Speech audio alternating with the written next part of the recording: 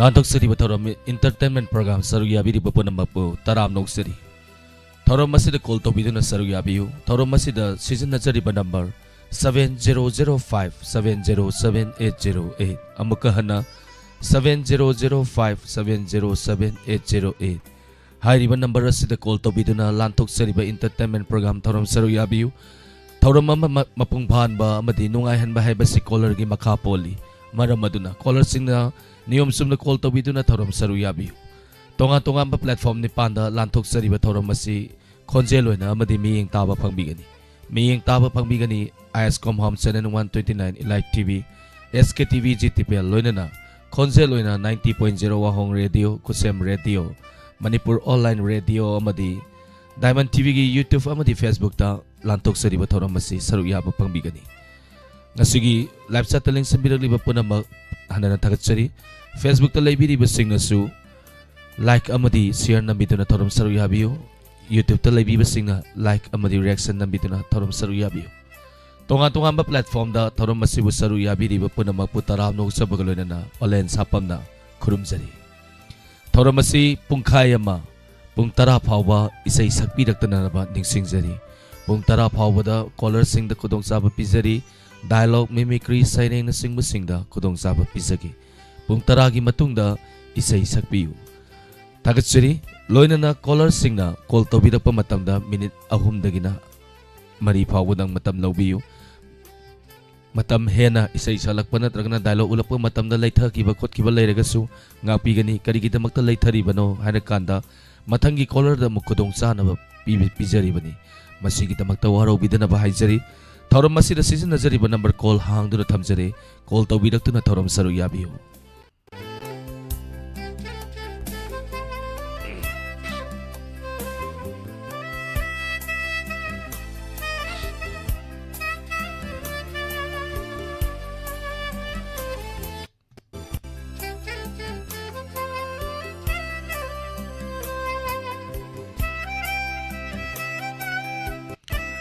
ꯅꯃꯥꯏꯊꯦꯝ ꯃꯅꯤꯁꯣꯔ ꯊꯥꯒꯠꯆꯔꯤ꯫ ꯄꯥꯕꯨꯡ ꯖꯌꯟꯇ ꯀꯨꯃꯥꯔ, ꯁꯣꯏꯕꯝ ꯁꯤꯂꯥ, ꯅꯤꯡꯊꯤꯕꯤ ꯍꯤꯖꯝ ꯁꯣꯅꯤꯌꯥ, ꯀꯃꯂꯥ ꯃꯨꯇꯨꯝ, ꯀꯣꯟꯊꯧꯖꯝ ꯁꯣꯃꯥꯀꯥꯟꯇ ꯊꯥꯒꯠꯆꯔꯤ꯫ ꯊꯧꯔꯝ ꯁꯔꯨꯛ ꯌꯥꯕꯤꯔꯛꯄ ꯋꯥꯏꯈꯣꯝ ꯊꯣꯏꯕꯤ ꯊꯥꯒꯠꯆꯔꯤ꯫ ꯊꯧꯔꯝ ꯁꯔꯨꯛ ꯌꯥꯕꯤꯔꯛꯄ ꯀꯣꯂꯔ ꯑꯃ ꯀꯣꯜ ꯂꯥꯛꯑꯝꯃꯦ, ꯀꯣꯜ ꯄꯥꯏꯈꯠꯂꯦ, ꯊꯝꯗꯣꯛꯈ꯭ꯔꯦ꯫ ꯄꯥꯏꯈꯠꯄꯒ ꯑꯗꯨꯝ ꯀꯣꯜ ꯊꯝꯗꯣꯛꯈ꯭ꯔꯦ ꯍꯥꯏꯇꯥꯔꯦꯅꯦ꯫ ꯍꯥꯏ ꯊꯧꯔꯝ ꯑꯁꯤ ꯍꯜꯂꯣ ꯍꯜꯂꯣ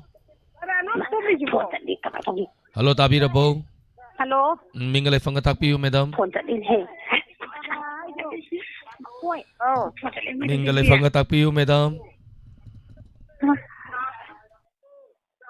ꯍꯜꯂꯣ ꯃꯦꯗꯥꯝ ꯂꯩꯔꯣꯡꯊꯦꯟꯗꯒꯤꯅꯦ꯫ ꯇꯥꯔꯦ ꯍꯥꯏꯕꯤꯌꯨ ꯃꯦꯗꯥꯝ, ꯂꯩꯔꯣꯡꯊꯦꯟꯗꯒꯤ ꯃꯤꯡ ꯍꯥꯏꯕꯤꯌꯨ꯫ ꯍꯣꯏ ꯂꯩꯔꯣꯡꯊꯦꯟꯗ ꯑꯩꯈꯣꯏ ꯃꯩꯔꯥ ꯄꯥꯏꯕꯤ ꯍꯧꯖꯤꯛꯇ ꯊꯣꯛꯄ ꯉꯥꯏꯗ ꯂꯥꯡꯉꯤꯌꯦ꯫ ꯃꯦꯗꯥꯝ ꯌꯥꯝ ꯄꯥꯈꯠꯄꯤꯕ ꯃꯥꯜꯂꯤ꯫ ꯑꯝꯇ ꯐꯪꯖꯗꯦ, ꯉꯁꯤ ꯈꯛꯇꯅꯤ ꯐꯪꯖꯔꯤꯁꯦ꯫ ꯄꯥꯈꯠꯀꯨꯝꯁꯤꯀꯣ ꯃꯦꯗꯥꯝ꯫ ꯀꯔꯤ ꯃꯊꯦꯜ ꯆꯥꯕꯤꯔꯒꯦ? ꯃꯊꯦꯜꯁꯦ ꯉꯁꯤꯗꯤ ꯉꯥ ꯊꯣꯡꯉꯦ, ꯑꯗꯨꯅ ꯑꯣꯏꯔ ꯃꯥꯜꯂꯦ꯫ ꯉꯥ ꯊꯣꯡꯕꯒꯤ ꯀꯔꯤ ꯑꯣꯏꯔꯕ ꯐꯣꯟ ꯐꯪꯉꯦ ꯍꯥꯏꯔꯣ ꯃꯦꯗꯥꯝ? ꯉꯥ ꯊꯣꯡꯕ ꯗꯥꯎ ꯌꯥꯝ ꯌꯥꯈ꯭ꯔꯦ꯫ ꯌꯥꯝ ꯅꯨꯡꯉꯥꯏꯖꯩ ꯊꯧꯔꯝ ꯁꯔꯨꯛ ꯌꯥꯕꯤꯔꯛꯄ꯫ ꯂꯥꯟꯊꯣꯛꯆꯔꯤꯕ ꯍꯣꯏ ꯏꯟꯇꯔꯇꯦꯟꯃꯦꯟ ꯄ꯭ꯔꯣꯒ꯭ꯔꯥꯝ ꯑꯁꯤꯗ ꯀꯩ ꯎꯠꯄꯤꯒꯅꯤ?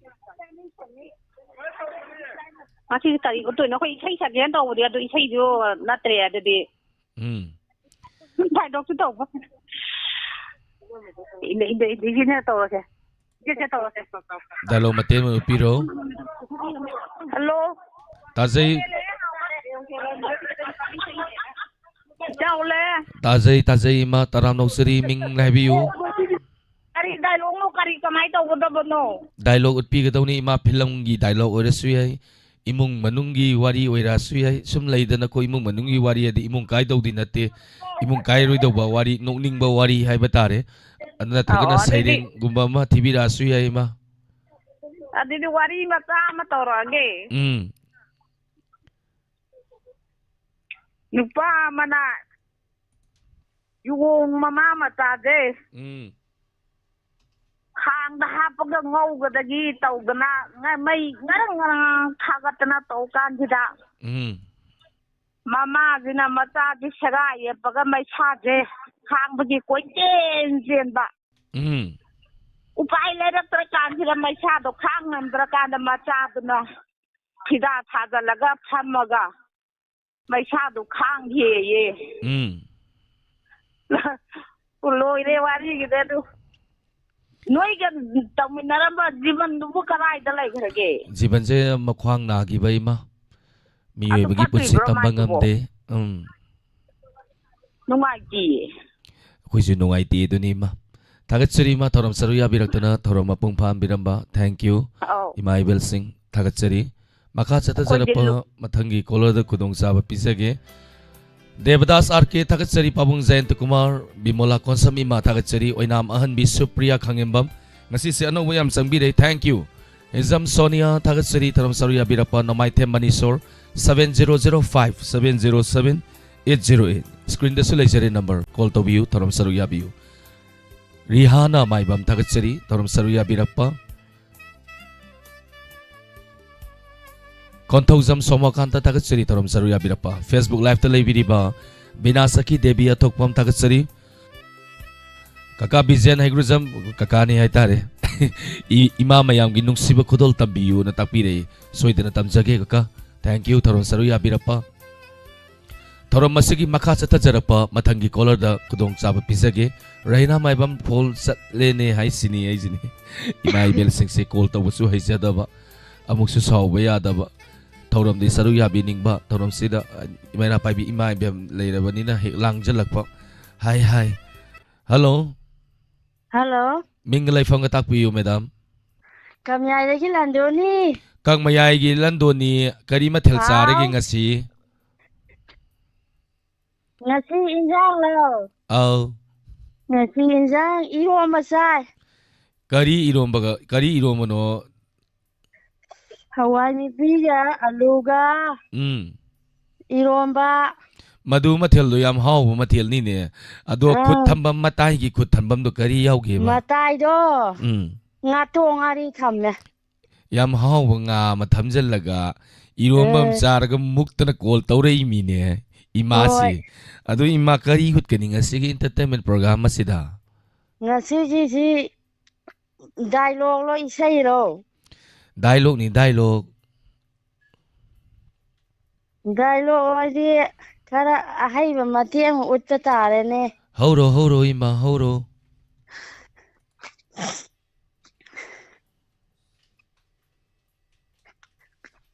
hai bema ngasi jibo kari mathen tawdoi no khangde ima kari mathen tawdoi no injang marol ama leitabane kari thongdoi no khangde ayu melam tade o kari no thongjalo araiba me hekta thongjalo naboki chaba yanaba champut ama phutgera ama irongera ama tawro nabian horen chaba yaiga yadega amuk tawrani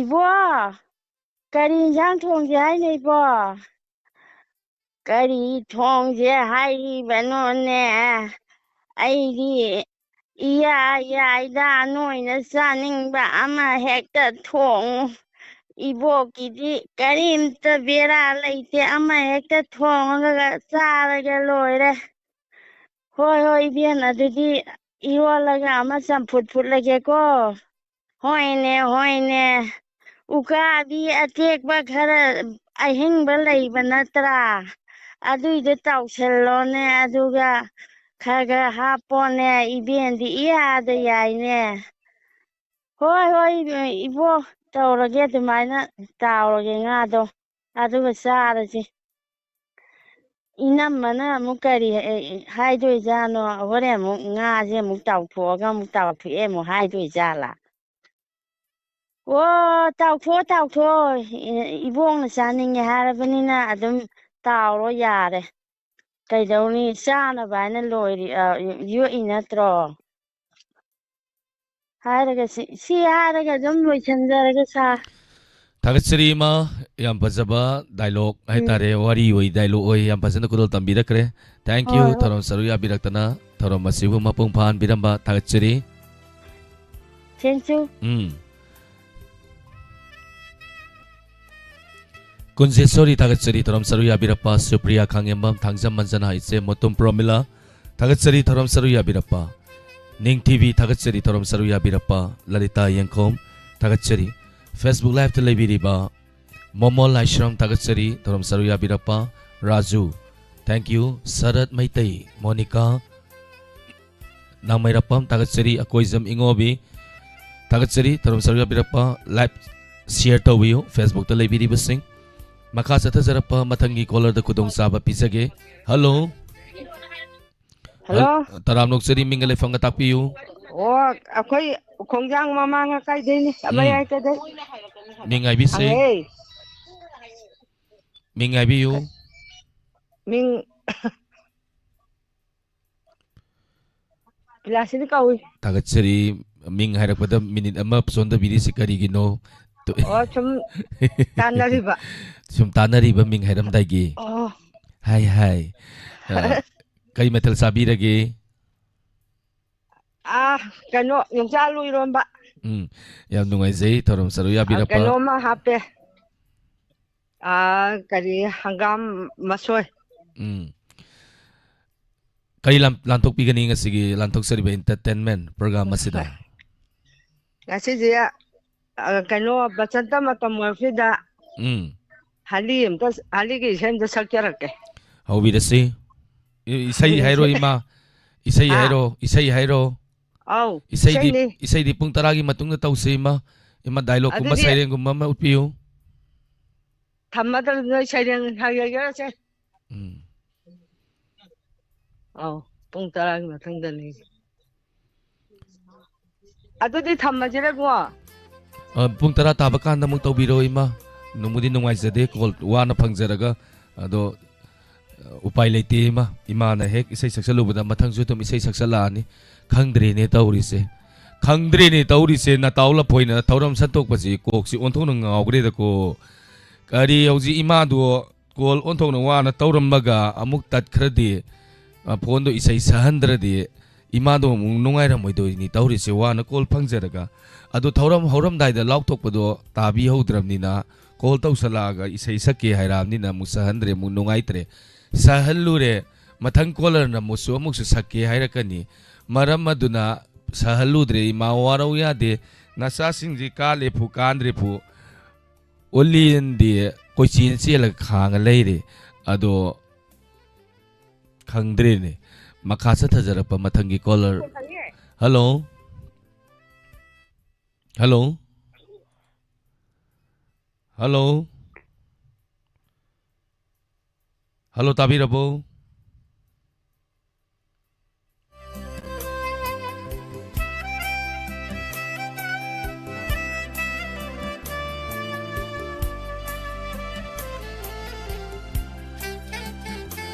Incoming voice call from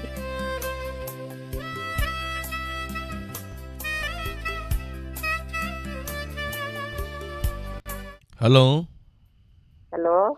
taramnok sari mingale fanga takpiyu Thank you pero di imarisan. tagat sari ma taram saru ya birapa kari matal sabi lagi Nga thong boy sa jayi. nga thong ba Hoy hoy. lantok sari ba thoram masida kayur pigani Isay sa kaya da ba ni na dialogue mati ang pagkatari sa ba. hawi da sima Sige pa, isutombi kay lagi na nang po. Yawo nang yung sanga mo lang ne, yung ni kanam sa lagi. O bobo kay hay ganong kay hay ki. Bobo nang luhong pagkatori no. O ni ay ni luhong pagkatori ni kanam sa lagi ne. Nang ne.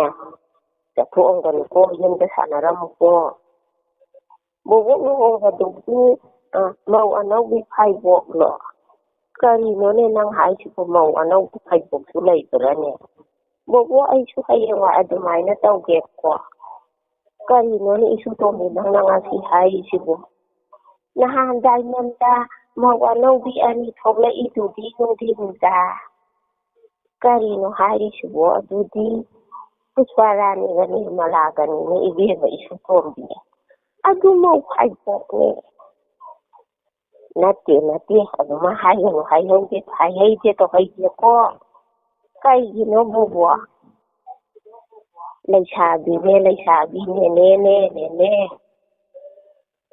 ꯑꯣꯂꯦꯟꯗꯨꯅꯅꯦ ꯀꯀꯥ ꯑꯣꯂꯦꯟ ꯑꯗꯨꯒ ꯄꯨꯁꯄꯥꯔꯥꯅꯤꯒ ꯅꯤꯔꯃꯂꯥꯗꯅꯅꯦ ꯅꯦꯅꯦ ꯑꯗꯨꯃꯥꯏ ꯍꯥꯏꯅꯨꯀꯣ ꯍꯌꯦꯡꯗꯩ ꯕꯣꯕꯣ ꯑꯗꯨ ꯍꯥꯏꯕꯗ ꯍꯩꯗ꯭ꯔꯣ ꯇꯧꯍꯩꯗꯦ ꯃꯤ ꯂꯩꯁꯥꯕꯤꯅꯤ ꯍꯥꯏꯍꯩꯗꯦ ꯇꯥꯔꯒ ꯁꯥꯎꯅꯤ ꯍꯌꯦꯡꯗꯩ ꯍꯥꯏꯕ ꯌꯥꯗꯦꯀꯣ ꯍꯣꯏ ꯕꯣꯕꯣ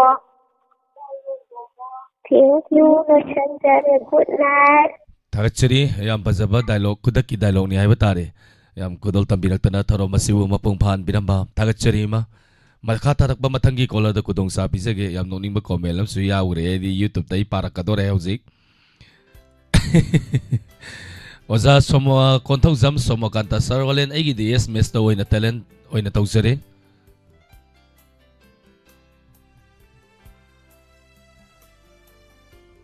ꯑꯩꯒꯤ ꯁꯥꯏꯅ ꯍꯥꯏꯔꯤ ꯃꯤꯊꯨꯞꯀ ꯍꯥꯞꯂꯒ ꯃꯤꯌꯥꯝꯒꯤ ꯁꯦꯕꯥ ꯇꯧꯕꯁꯦ ꯌꯥꯝꯅ ꯅꯨꯡꯉꯥꯏꯖꯩ ꯍꯥꯏꯔꯤ ꯑꯩ ꯃꯤꯊꯨꯞ ꯍꯥꯞꯆꯗꯦ ꯃꯁꯥꯒꯤ ꯀꯝꯄꯦꯅꯤꯒꯤꯅꯤ ꯍꯥꯏꯇꯥꯔꯦꯅꯦꯀꯣ ꯀꯝꯄꯦꯅꯤꯒꯤ ꯃꯤꯠꯅꯤ ꯑꯩꯒꯤꯁꯦ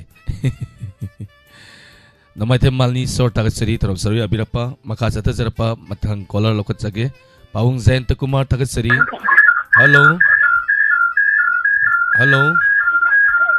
ꯑꯃꯨꯛꯇꯪꯒ ꯇ꯭ꯔꯥꯏ ꯇꯧꯕꯤꯌꯨ ꯀꯣꯜꯁꯦ ꯌꯥꯅꯗ꯭ꯔꯦ ꯊꯦꯡꯛ ꯌꯨ ꯀꯨꯃꯝ ꯆꯅꯨ ꯊꯥꯔꯤꯛ ꯂꯩꯃ ꯊꯥꯒꯠꯆꯔꯤ ꯊꯧꯔꯝ ꯁꯔꯨ ꯌꯥꯕꯤꯔꯛꯄ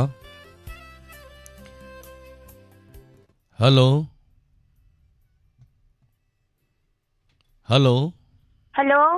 ꯇꯔꯥꯝ ꯅꯣꯛꯆꯔꯤ ꯃꯤꯡꯒ ꯂꯩꯐꯝꯒ ꯇꯥꯛꯄꯤꯌꯨ ꯁꯥꯔ ꯑꯩ ꯊꯥꯡꯒ ꯑꯣꯏꯅꯥꯝꯗꯒꯤ ꯃꯦꯝꯕꯅꯤ ꯁꯥꯔ ꯊꯥꯒꯠꯆꯔꯤ ꯃꯦꯝꯃ ꯍꯣꯏꯒꯤ ꯂꯣꯛꯇꯥꯛ ꯃꯌꯥꯒꯤ ꯇꯤꯇꯥꯅꯤꯛꯇꯣ ꯇꯣꯡꯉꯒ ꯖꯒꯣꯏ ꯁꯥꯗꯅ ꯆꯠꯄꯗꯣ ꯑꯣꯟꯊꯣꯛꯅ ꯅꯨꯡꯉꯥꯏꯔꯅꯤꯗꯀꯣ ꯑꯗꯣ ꯀꯔꯤ ꯍꯣꯏ ꯃꯊꯦꯜ ꯁꯥꯔ ꯆꯥꯔꯒꯦ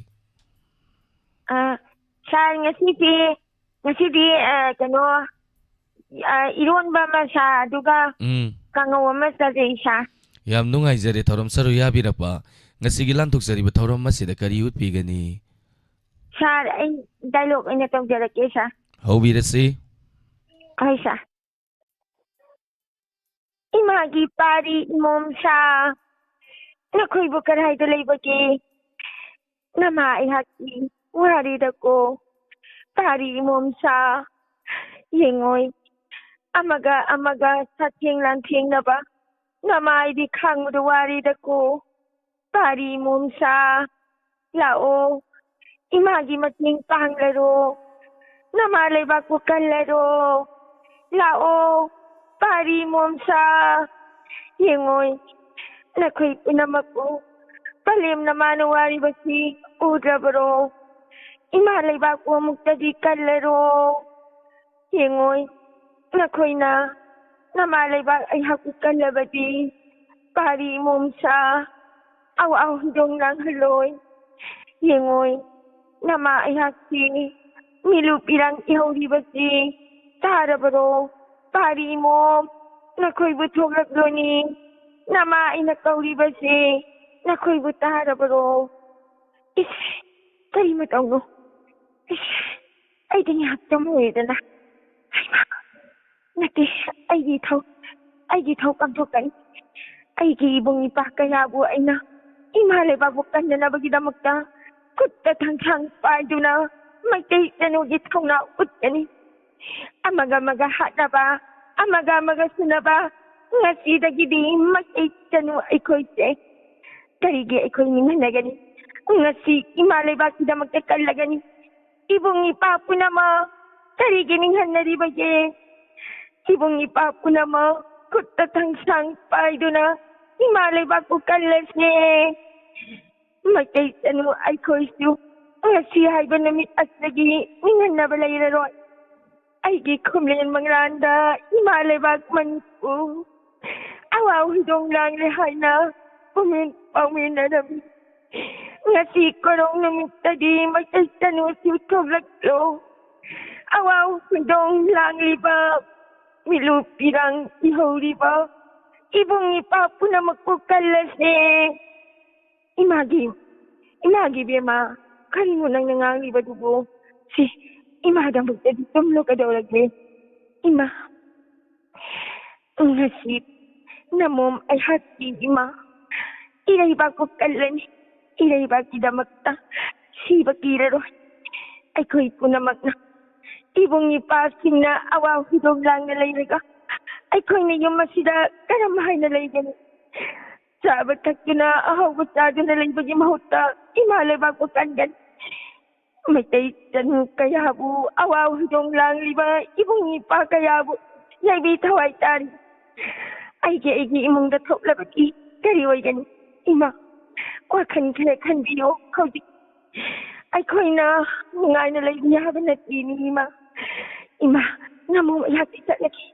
आइबु थादोक्पिरोनी इमा अरोइबा बिदाय पिबिरोनी इमागी बेमा तनौरी बिनहाना करमने चचेदगी इमा लेबाकबो कन्ननबगिदमक्ता इमाना चलो हाइना करमने याथं इरसिनी इमागी बेमा इमा मदुगिदमक्ता करिगी वाबगी इरैबाकीदमक्ता नोंना थवाई थाबदी फासी सगाई ताबदी अखोइगिदमक्तनी हाइदुना इबुंग इपासिंगना अवांगिदों लांगलिदु तुम्बा चाबा खंगदमक्नै उनखेन खांगदुना लेरिबा मैरा पाइबी इमा इबेनसिंगना मपारी ममोबु कन्ननबगिदम हौजिक इमा अखोइना इम असिदा नाइना तुम्बा याबा मतम नतीनी इमा लेबाकबो कल्लसे इमा मंगिंग थादुनी इमा लेबाकीदमक्ता सिबदी नोंना थवाई थाबदी चंग सगा काबनी इमा चलसिनी इमागी बेमा मैरा पाइबी इमा इबेनसिंगना अवाबा खंगदबा मखै अदुगा फत्तबा लाक्कदबा पुनमक मैरा पाइबी इमा इबेनसिंगना कलिबा इमासु तुमनुरिनी ngasiदगी हौना इमासु खुत्ता थंगथांग पाइदुना फत्तबा सिंगी ममंग खाना इमासु चटकनी सिबा तारबसु इमा लेबाकीदमक्ता नोंना थवाई थागी इमा अदोइरबगी ngasiba numit asidagi मैतै चनुगी थौना इबुंग इपा पुनमक निंगन्नबा लेगनो ngasi hariba numit asidagi natal aikoisu nati natal aikoisu ibung ipagi tong ilagi ngasidagi huna imale bagi damak thawai thabadi nong nasaga kabani lejarage sa थागतसरी याम बजबा नुंसीबा वारीनी हाइबा तारे याम बजन कुलो तंबिरे थैंक यू मैडम तरुण सरुया बिरप्पा थोरम बसिउ मपुंग भान बिरम्बा थागतसरी thank you sa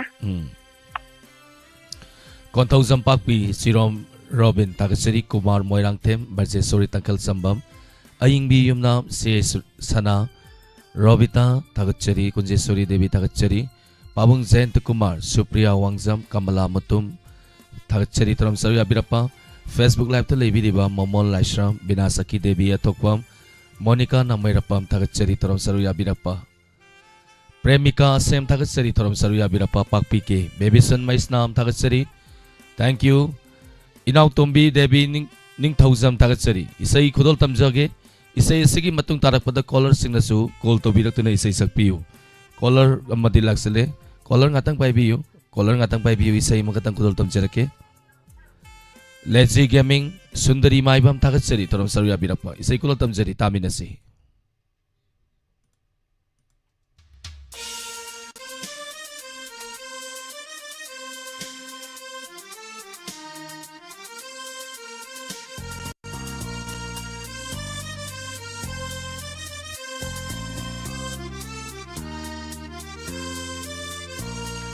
नंगी सकतम नुंसी बहेली नुंसी भी माइथो उनिंग बहेली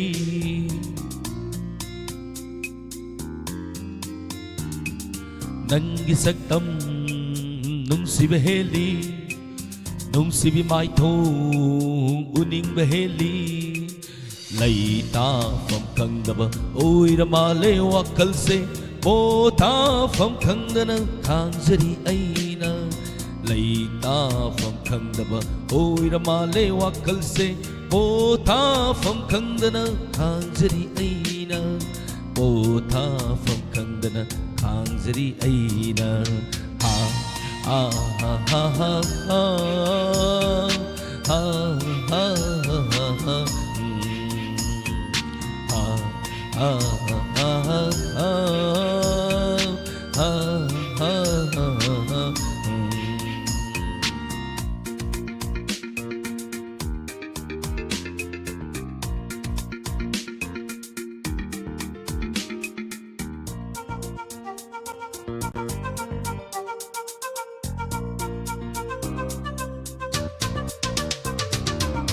미국 푸딩기 잉닝버 마이 통니 운시 슈퍼기 잉닝버 나떠니 미국 푸딩기 잉닝버 마이 통니 운시 슈퍼기 잉닝버 나떠니 나홀레 아이부 마통 강다라 ngọc giật na ba soi dari quy silak la di asum asum ngọc giật na ba soi dari quy silak la di asum asum lấy ta phẩm khăn đa ba ôi ra ma lê wa khal se ho ta phẩm khăn đa na khan se di ai na lấy ta phẩm khăn đa na khan se di ai na ha ha ha ha ha ha ha ha ha ha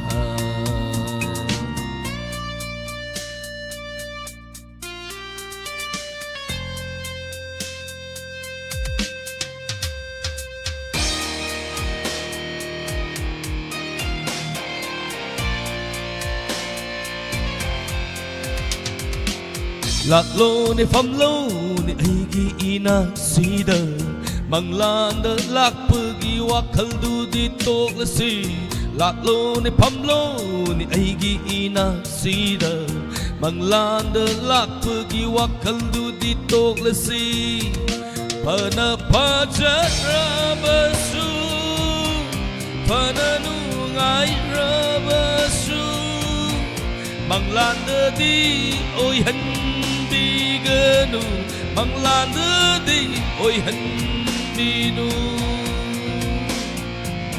ôi hân đi đông nu mang lan đi ôi hân đi nu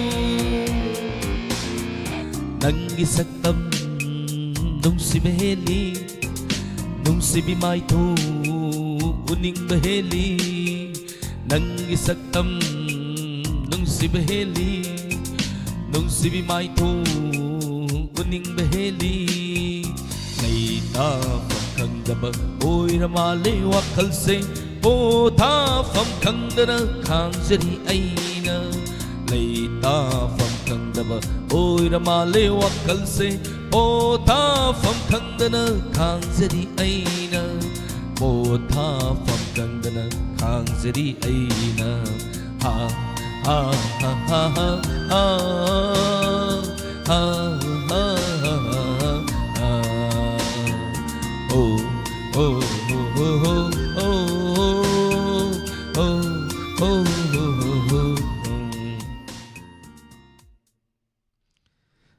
tas kam doi sakre sai kon si bakara phagra male mak thagat seri me apuna mana thagat pirak pa mapung phan biba madi koina kwaidagi harau jaba mayamna thagat pirak paduni makha satha jarapa matangi caller lokat sage hello hello mingale fanga takpi madam lang magkitagi tasba laratagi tasba lokoi maina pai sangdegi tawtarapani ming habiu sansan ko thagat seri madam tarum sari abirapa kari matal sabi ragi ingang du irom ka yang ngan sabi gi biro mathen sibo ha neksagi yang ngan sagi ban saban thokani na ado itaw kari gumbam tang hangjarake ado itaw di chansan na dum khombi ko ai gi khon ga sarakanu ado itaw noi thang sori dong tang wai da yadre ako gi thang sori du di itaw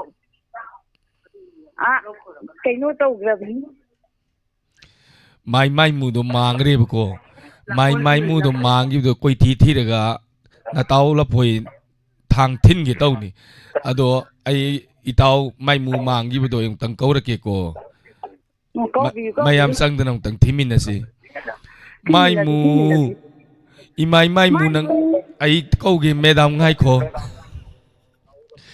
mai mu mai mu nang kadai legi namawai bi ai diwari da ko mai mu mura ga lang phajarak pa mai mu karigi no nang na suyam mura misibu mai mu nang bo karai legi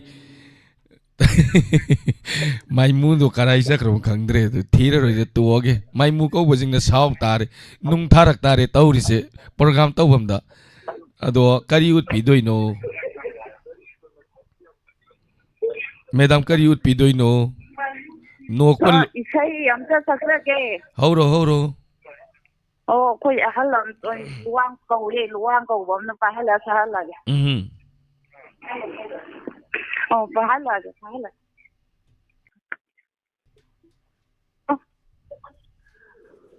hello ꯏꯁꯩ ꯑꯝꯇ ꯁꯛꯆꯒꯦ ꯇꯧꯕ ꯃꯤꯡ ꯍꯥꯏꯕꯤꯌꯨ ꯀꯔꯤ ꯃꯤꯡ ꯏꯁꯩꯁꯦ ꯍꯩꯇꯦ ꯑꯗꯨꯕꯨ ꯂꯀꯥꯏ ꯂꯥꯂꯨꯝꯕꯅ ꯑꯃ ꯁꯛꯑꯒꯦ ꯂꯩꯀꯥꯏ ꯂꯥꯂꯨꯝꯕ ꯏꯁꯩ ꯁꯛꯇꯣꯔꯤꯕ ꯃꯤꯁꯤ ꯀꯅꯥ ꯑꯣꯏꯕꯤꯗꯣꯏꯅꯣ ꯃꯤꯡ ꯑꯃꯨꯛꯇꯪ ꯍꯥꯏꯕꯤꯌꯨꯕ ꯃꯥꯏꯕꯝ ꯂꯨꯋꯥꯡ ꯃꯥꯏꯕꯝ ꯂꯨꯋꯥꯡ ꯑꯣꯏꯔꯦ ꯍꯧꯔꯣ ꯏꯁꯩꯁꯦ ꯍꯟꯗꯛꯅ ꯉꯁꯤꯅ ꯑꯍꯥꯟꯕ ꯐꯪꯅꯤ ꯏꯁꯛ ꯁꯛꯀꯠꯇꯅ ꯁꯛꯐꯝ ꯈꯪꯗ꯭ꯔꯦꯅꯦ ꯃꯌꯦꯛꯄꯨ ꯂꯣꯏ ꯀꯥꯎꯈ꯭ꯔꯦ ꯑꯗꯣ ꯃꯌꯦꯛ ꯀꯥꯎꯔꯁꯨ ꯂꯥꯟꯅ ꯁꯝꯕꯤꯔꯣ ꯍꯧꯕꯤꯔꯣ ꯂꯀꯥꯏ ꯂꯥꯂꯨꯝꯕ ꯀꯗꯥꯏꯗ ꯂꯩꯔꯤ ꯂꯥꯂꯨꯝꯕ ꯅꯪꯕꯨ ꯂꯀꯥꯏ ꯈꯨꯗꯤꯡ ꯆꯠꯂꯤꯕ꯭ꯔꯥ ꯑꯣ ꯂꯀꯥꯏ ꯂꯥꯂꯨꯝꯕ ꯀꯗꯥꯏꯗꯕꯨ ꯆꯠꯂꯤꯌꯦ ꯃꯩꯔꯥ ꯄꯥꯏꯕꯤ ꯃꯐꯝꯗ ꯀꯣꯏꯆꯠ ꯆꯠꯇꯨꯅ ꯂꯩꯔꯕꯔꯥ ꯑꯣ ꯂꯀꯥꯏ ꯂꯥꯂꯨꯝꯕ ꯃꯁꯤꯅ ꯂꯣꯏꯖꯔꯒꯦ ꯏꯆꯥꯇꯣꯝꯕ ꯃꯥꯏ ꯂꯩꯀꯥꯏ ꯂꯥꯂꯨꯝꯕꯗꯨꯅ ꯃꯩꯔꯥ ꯄꯥꯏꯕꯤ ꯁꯪꯗ ꯅꯨꯄꯤ ꯃꯌꯥꯝ ꯂꯩꯕꯗꯨꯗ ꯂꯩꯀꯥꯏ ꯀꯣꯏꯔꯤꯕ ꯃꯥꯒꯤ ꯂꯩꯀꯥꯏ ꯂꯥꯂꯨꯝꯕꯗꯣ ꯍꯣꯏ ꯃꯗꯨ ꯂꯀꯥꯏ ꯀꯣꯏꯕ ꯆꯠꯈ꯭ꯔꯦ ꯃꯗꯨ ꯑꯩꯈꯣꯏ ꯂꯥꯛꯃꯩꯒꯤ ꯈꯨꯟꯁꯤ ꯑꯣꯏꯅ ꯆꯠꯂꯒꯦꯅ ꯃꯥꯁꯦ ꯀꯣꯏꯆꯠ ꯆꯠꯇꯅ ꯂꯩꯈ꯭ꯔꯦ ꯃꯗꯨꯏ ꯂꯩꯀꯥꯏ ꯂꯥꯂꯨꯝꯕꯗꯨ ꯍꯥꯏꯕ ꯃꯩꯔꯥ ꯄꯥꯏꯕꯤ ꯃꯌꯥꯝ ꯆꯪꯗꯅ ꯐꯥꯔ ꯃꯔꯨ ꯀꯣ ꯊꯥꯒꯣ ꯃꯌꯨꯝꯗ ꯊꯥꯒꯠꯆꯔꯤ ꯊꯦꯡꯛ ꯌꯨ ꯍꯥꯏ ꯊꯥꯒꯠꯆꯔꯤ ꯂꯥꯂꯨꯝꯕ ꯏꯁꯩꯅꯤ ꯁꯤꯟꯊꯥꯡꯉꯥꯟꯕ ꯁꯤꯅꯥꯝ ꯊꯥꯒꯠꯆꯔꯤ ꯁꯔꯥꯡꯊꯦꯝ ꯖꯤꯕꯂꯇꯥ ꯏꯁꯜ ꯖꯣꯌꯥ ꯁꯅꯥꯇꯣꯝꯕꯤ ꯅꯥꯎꯔꯦꯝ ꯊꯥꯒꯠꯆꯔꯤ ꯍꯤꯖꯝ ꯁꯣꯅꯤꯌా ꯂꯥꯎꯔꯦꯝꯕꯝ ꯕꯤꯛꯇꯣꯔꯤꯌా ꯆꯤꯔꯣꯝ ꯔꯣꯕꯤꯟ ꯅꯤꯡꯊꯤꯕꯤ ꯊꯥꯒꯠꯆꯔꯤ ꯊꯧꯔꯝ ꯁꯔꯨ ꯌꯥꯕꯤꯔꯛꯄ ꯀꯣꯂꯔ ꯉꯥꯛꯇꯪ ꯄꯥꯏꯕꯤꯌꯨ ꯂꯂꯤꯇꯥ ꯌꯦꯡꯈꯣꯝ ꯀꯣꯟꯊꯧ ꯖꯝꯄꯥꯛꯄꯤ ꯊꯥꯒꯠꯆꯔꯤ ꯁꯨꯁꯤꯂꯥ ꯑꯣꯀ꯭ꯔꯝ ꯊꯥꯒꯠꯆꯔꯤ ꯊꯧꯔꯝ ꯁꯔꯨ ꯌꯥꯕꯤꯔꯛꯄ ꯐꯦꯁꯕꯨꯛ ꯂꯥꯏꯚꯇ ꯂꯩꯕꯤꯕ ꯖꯤꯅꯦꯟ ꯁꯣꯏꯕꯝ ꯊꯥꯒꯠꯆꯔꯤ ꯃꯣꯅꯤꯀꯥ ꯅꯥꯏꯅꯥ ꯀꯝꯔꯥꯝꯕꯝ ꯊꯣꯏꯕꯤ ꯊꯧꯗꯥꯝ ꯊꯥꯒꯠꯆꯔꯤ ꯃꯣꯃꯣꯜ ꯂꯥꯏꯁ꯭ꯔꯝ ꯄ꯭ꯔꯦꯃꯤꯀꯥ ꯁꯦꯝ ꯕꯤꯅꯥꯁꯈꯤ ꯗꯦꯕꯤ ꯑꯇꯣꯞꯄꯝ ꯊꯥꯒꯠꯆꯔꯤ ꯊꯧꯔꯝ ꯁꯔꯨ ꯌꯥꯕꯤꯔꯛꯄ ꯊꯦꯡꯛ ꯌꯨ ꯃꯈꯥ ꯆꯠꯊꯖꯔꯛꯄ ꯃꯊꯪꯒꯤ ꯀꯣꯂꯔꯗ ꯈꯨꯗꯣꯡꯆꯥꯕ ꯄꯤꯖꯔꯤ ꯀꯅꯥꯅꯣ ꯌꯦꯡꯃꯤꯟꯅꯁꯤ ꯉꯁꯤꯒꯤ ꯂꯥꯏꯕꯛ ꯐꯕ ꯐꯕꯤꯁꯤꯡ ꯍꯜꯂꯣ ꯍꯜꯂꯣ ꯃꯤꯡꯒ ꯂꯩꯐꯝꯒ ꯇꯥꯛꯄꯤꯌꯨ ꯏꯉꯧꯔꯣꯛꯇꯒꯤ ꯄꯨꯁꯄꯥ ꯀꯧꯋꯦ ꯊꯥꯒꯠꯆꯔꯤ ꯃꯦꯗꯥꯝ ꯊꯧꯔꯝ ꯁꯔꯨ ꯌꯥꯕꯤꯔꯛꯄ ꯃꯦꯗꯥꯝ ꯀꯔꯤ ꯃꯊꯦꯜ ꯆꯥꯕꯤꯔꯒꯦ ꯏꯔꯣꯟꯕ ꯆꯥꯈ꯭ꯔꯦ ꯉꯁꯤꯁꯦ ꯏꯔꯣꯝꯕ ꯗꯦ ꯇꯥꯕꯖꯥꯠꯅꯤ ꯏꯔꯣꯝꯕ ꯉꯥꯛꯇꯅꯤ ꯑꯌꯥꯝꯕ ꯍꯥꯏꯔꯛꯏꯁꯦ ꯃꯦꯗꯥꯝ ꯍꯧꯖꯤꯛꯁꯦ ꯊꯧꯔꯝꯁꯦ ꯀꯩꯗ ꯇꯥꯕꯤꯔꯤꯅꯣ ꯌꯨꯇ꯭ꯌꯨꯕꯇ ꯅꯠꯇ꯭ꯔꯒꯅ ꯔꯦꯗꯤꯑꯣꯗ ꯇꯥꯕꯤꯔꯤꯔꯣ ꯑꯁ ꯐꯣꯟ ꯃꯆꯥ ꯑꯝꯗ ꯇꯧꯔꯒ ꯏꯌꯥꯔꯄꯤꯁ ꯊꯝꯃ ꯇꯥꯕꯅꯤꯗ ꯂꯥꯟꯊꯣꯛꯆꯔꯤꯕ ꯊꯧꯔꯝꯁꯤꯡꯁꯦ ꯀꯝꯗꯧꯕꯤꯕꯒꯦ ꯃꯦꯗꯥꯝ ꯑꯗꯨꯝ ꯇꯥꯕꯗ ꯌꯥꯝ ꯅꯨꯡꯉꯥꯏꯌꯦ ꯊꯦꯡꯛ ꯌꯨ ꯔꯦꯗꯤꯑꯣꯁꯨ ꯂꯩꯇꯕꯅꯤꯅ ꯐꯣꯟ ꯃꯆꯥꯗꯨꯗ ꯁꯨꯝ ꯇꯥꯕ ꯃꯌꯥꯝꯒꯤ ꯁꯄꯣꯔꯠꯅꯅꯤ ꯍꯥꯏꯖꯕ ꯇꯥꯔꯦ ꯃꯌꯥꯝꯒꯤ ꯁꯄꯣꯔꯠ ꯌꯥꯝ ꯆꯥꯎꯅ ꯆꯪꯉꯤ ꯑꯩꯈꯣꯏꯅ ꯂꯥꯟꯊꯣꯛꯆꯔꯤꯕ ꯊꯧꯔꯝꯁꯤꯡ ꯍꯥꯏꯕ ꯇꯥꯔꯦ ꯂꯥꯟꯊꯣꯛꯆꯔꯤꯕ ꯄꯨꯡ 8:30 ꯂꯥꯏꯚ ꯂꯥꯟꯊꯣꯛꯆꯔꯤꯕ ꯊꯧꯔꯝ ꯑꯗꯨꯒ ꯔꯦꯗꯤꯑꯣꯒꯤꯗꯤ ꯄꯨꯡ 6:30 ꯍꯧꯖꯔꯤꯕ ꯊꯧꯔꯝꯁꯤꯡ ꯑꯁꯤ ꯑꯩꯈꯣꯏꯅ ꯍꯣꯠꯅꯖꯔꯤꯕ ꯃꯌꯥꯝꯁꯤ ꯃꯌꯥꯝꯒꯤ ꯁꯄꯣꯔꯠꯇꯩꯅꯤ ꯊꯦꯡꯛ ꯌꯨ ꯃꯦꯗꯥꯝ ꯀꯩ ꯎꯠꯄꯤꯒꯅꯤ ꯏꯁꯩ ꯃꯇꯦꯛ ꯑꯃ ꯑꯣꯏꯅ ꯁꯛꯑꯒꯦ ꯍꯧꯕꯤꯔꯁꯤ ꯍꯣꯏ ꯐꯣꯟꯁꯦ ꯉꯁꯥꯏ ꯅꯨꯡꯊꯤꯟꯗ ꯇꯧꯕꯅꯦ ꯅꯨꯡꯊꯤꯟꯗꯗꯤ ꯄꯥꯛ ꯐꯪꯗꯦ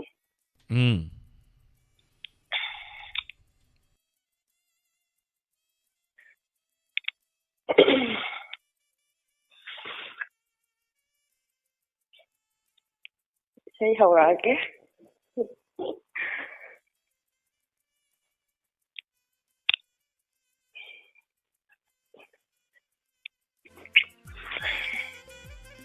ꯆꯣꯏꯖꯥꯏꯅꯔꯕꯤ ꯁꯝꯂꯥꯡꯂꯛꯇꯨꯗ ꯀꯣꯏꯔꯥꯎꯅꯔꯝꯃꯤꯁꯅ ꯊꯝꯕꯥꯜꯅ ꯂꯣꯠꯆꯔꯤ ꯂꯣꯠꯆꯔꯤ ꯀꯔꯤ ꯋꯥꯕꯨ ꯍꯥꯏꯅꯤꯡꯂꯤꯕ ꯀꯔꯤ ꯋꯥꯕꯨ ꯇꯝꯅꯤꯡꯂꯤꯕ ꯀꯔꯤ ꯋꯥꯕꯨ ꯍꯥꯏꯅꯤꯡꯂꯤꯕ ꯀꯔꯤ ꯋꯥꯕꯨ ꯇꯝꯅꯤꯡꯂꯤꯕ ꯏꯆꯤꯟꯅ ꯄꯥꯎꯈꯣꯡ ꯆꯜꯂꯤꯗꯨꯅ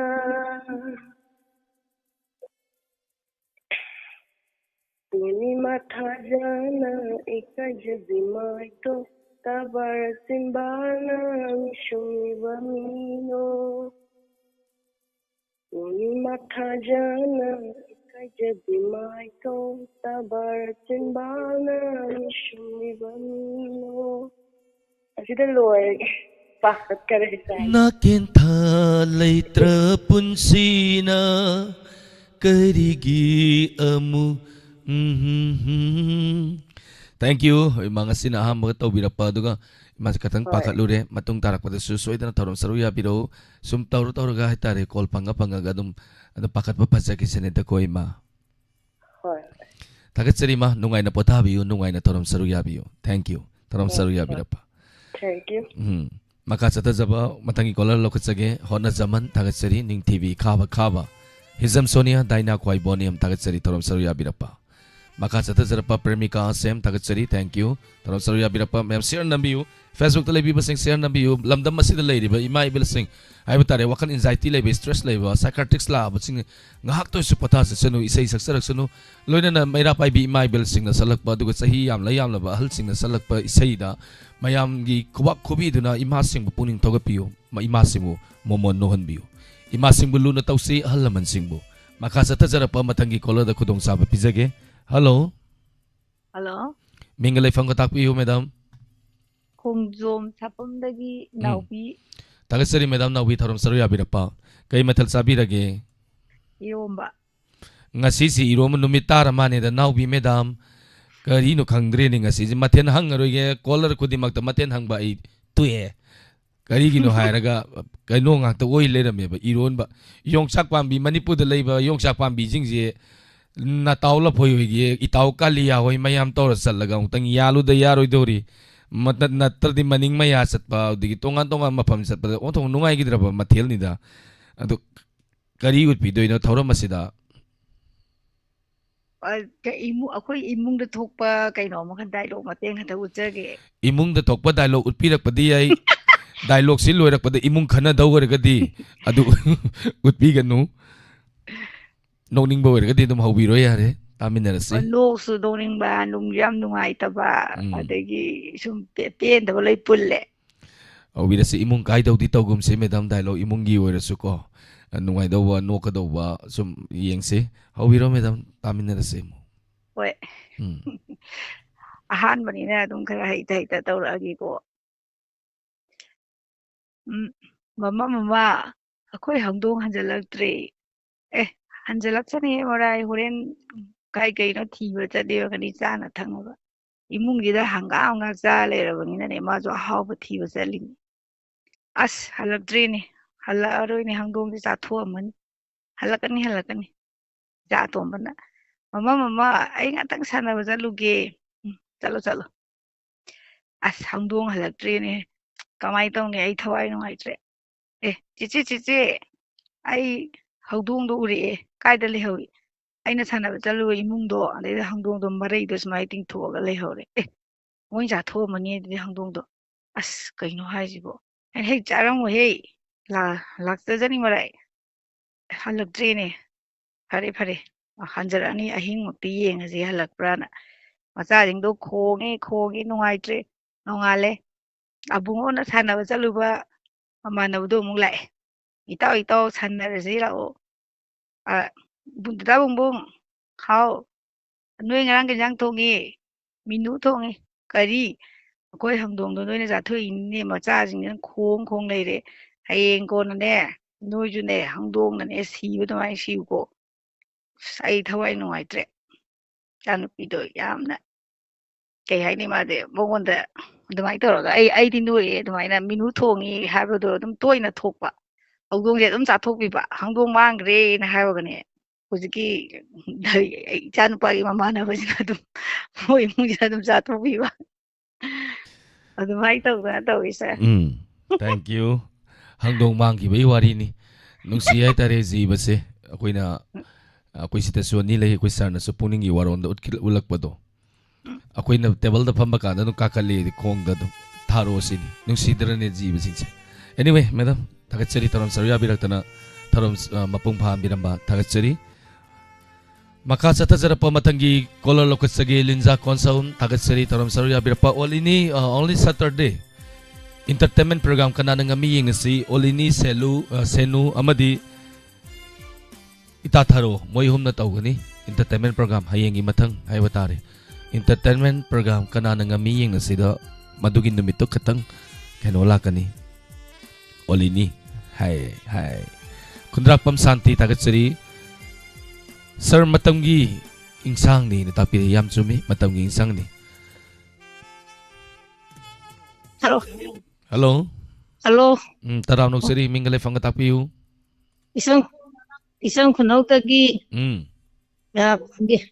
birasini kangapam birasini Tagat siri taraw sari ya birapa Kari matal sabi rage wa iro bazare Kari mat Lantok sari entertainment program masih kayu pigani wa isay we na mati ama saglagi Hobi rasi mata min rasi ato isay di hay tiyo ka kitang mati am saglagi isay ka wa ako'y gisu isang kunaw gi mayra mayam pami Yam nungay si mayra paibi imay belsing tagat sari Thank you mayam imana mayam gi mawang isay salaga mayam no momon nok puduni may ako'y na nungay sari sina ima hobi rasi isay tamin rasi oras ko'y mo lamdan ba ko'y mo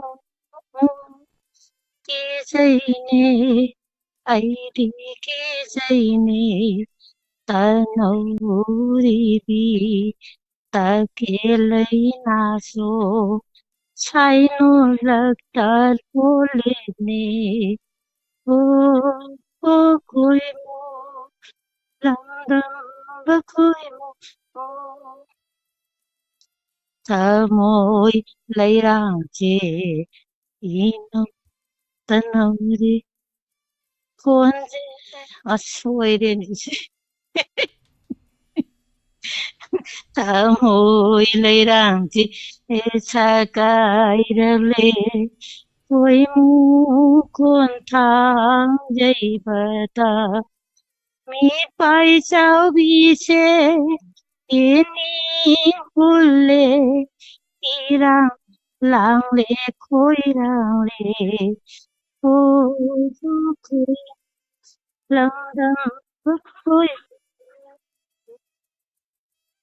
nung ki mi se inaw tanaw re konje kumba nung sire 나에게 봄이 이탄 탈래 이랑 랑레 코이랑레 코이모 랑랑 코이모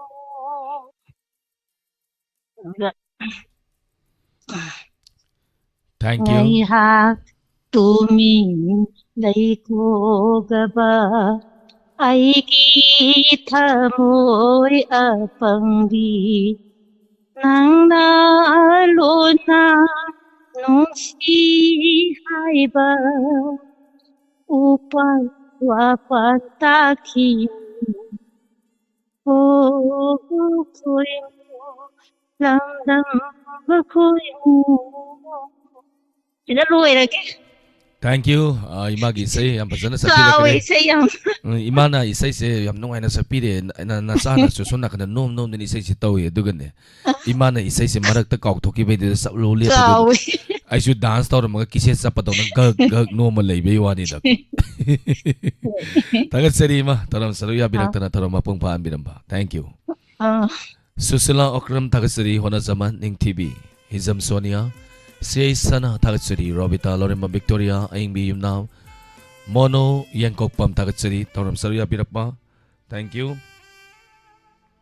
Makasata sa pa matanggi ko da kudong sa pisage. Hoy.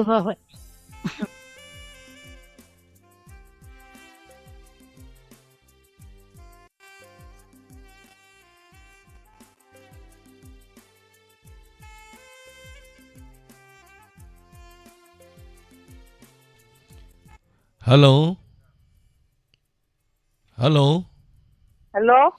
Minga leifam ka takpiyu. Top tagi Manisang kawe. Thagatsari taram saruya birapa ima. Kai mathal sabirage.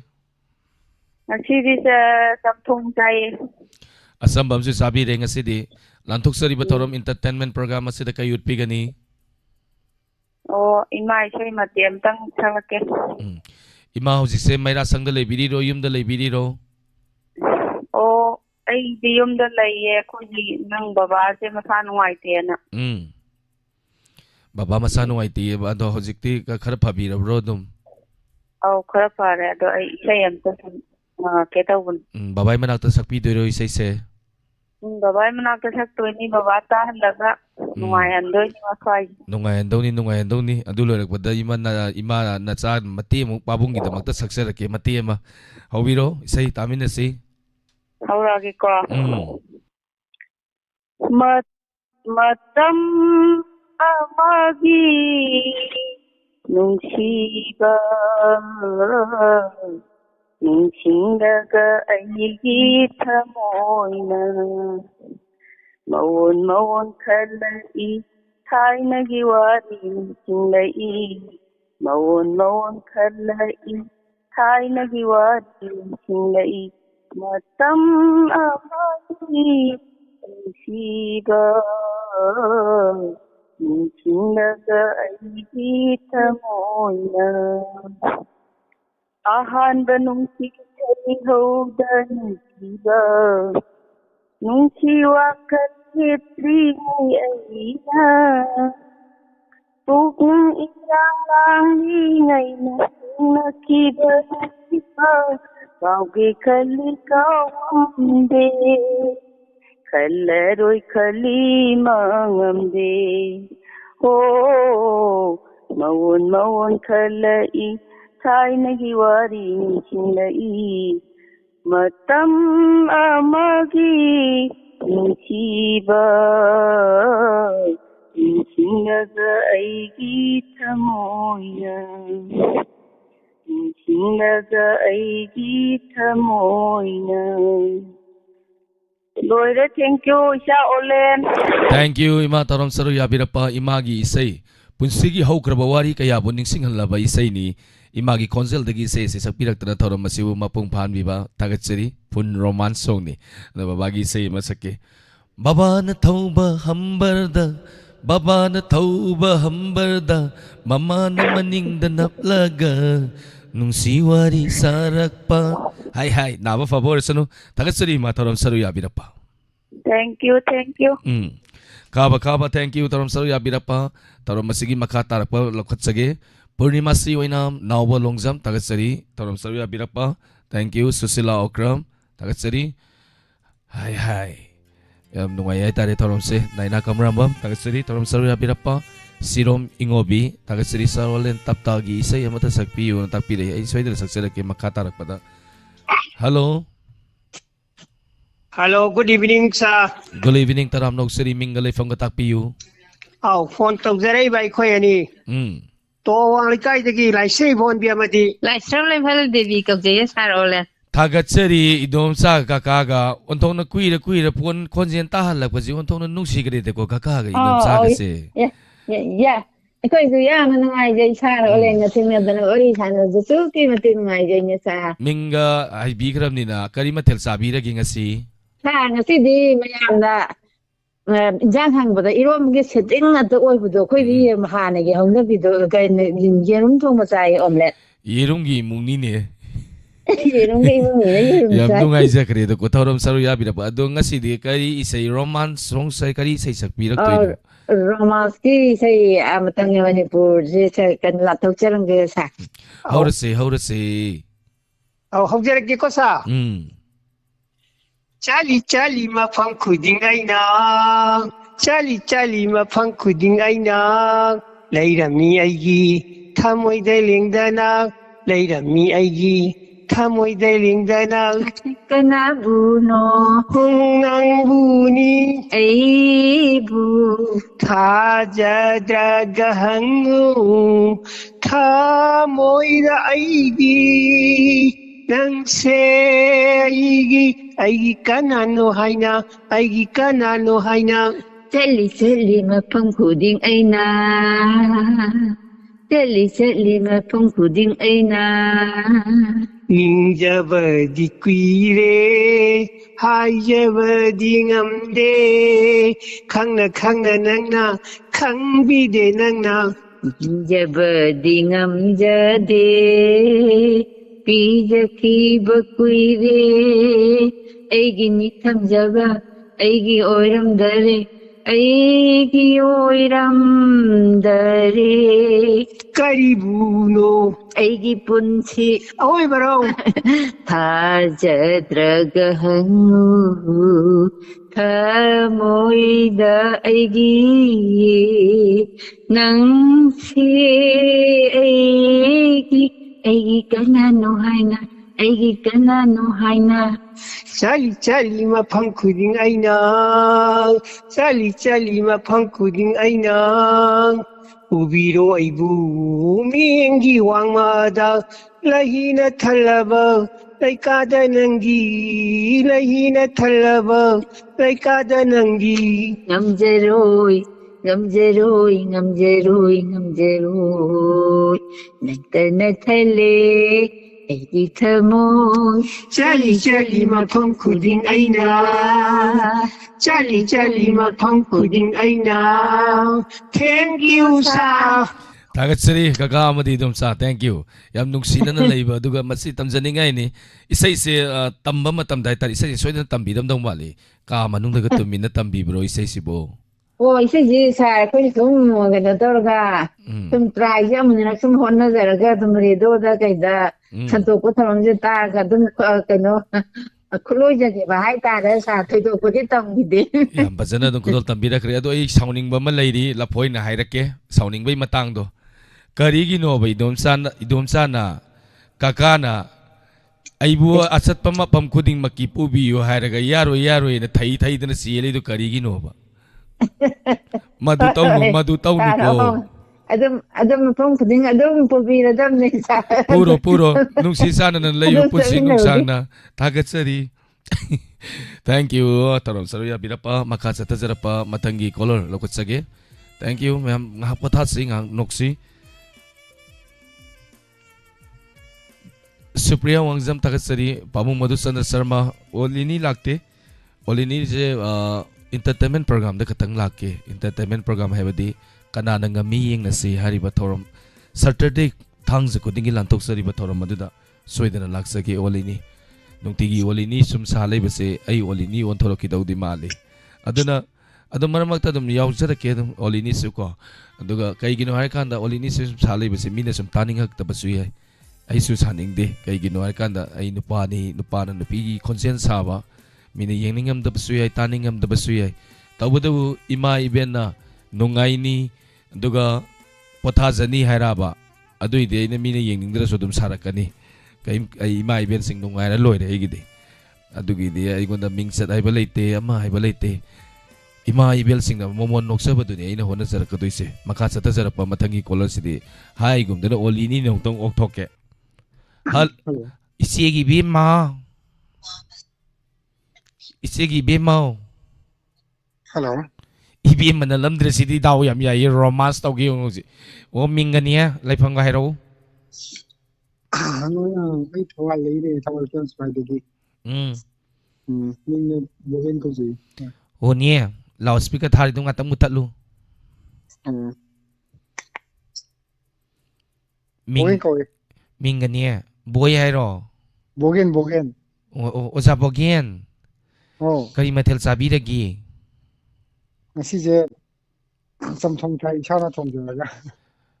isana thongjabadune hawbani ikutchabi na thongbado hawtro Hawi.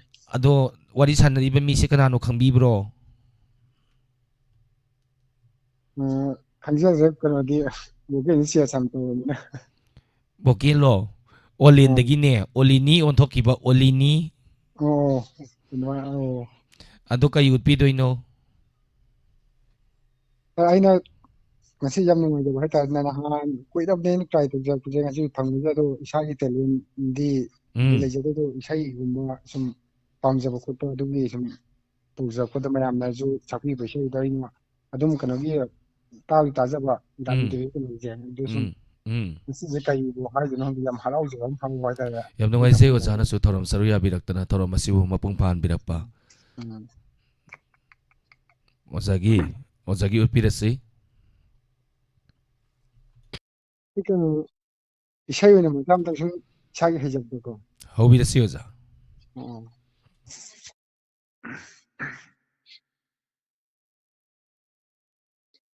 mahaushagi khungsa nangtani hongdiba kumon amada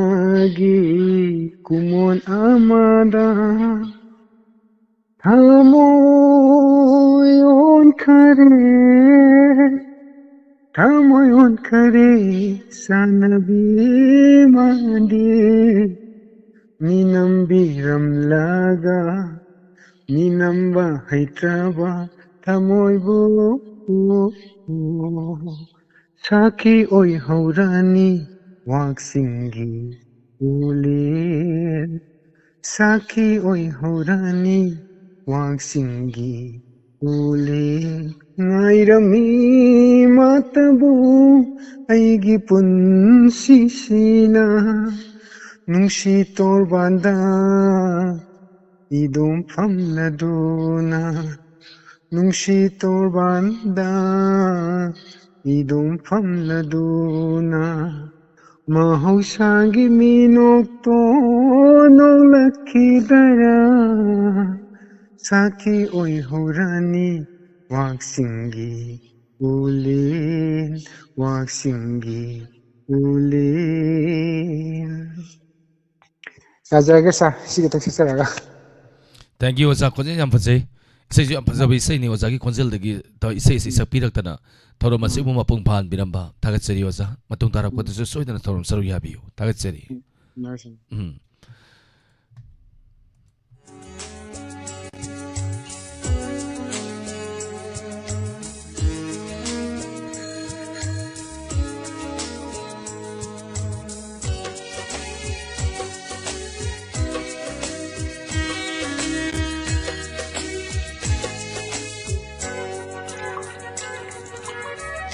ngꯧꯔꯕꯤ ꯃꯥꯏ ꯊꯣꯡꯗ ꯂꯩꯇꯦꯡꯂꯤꯕ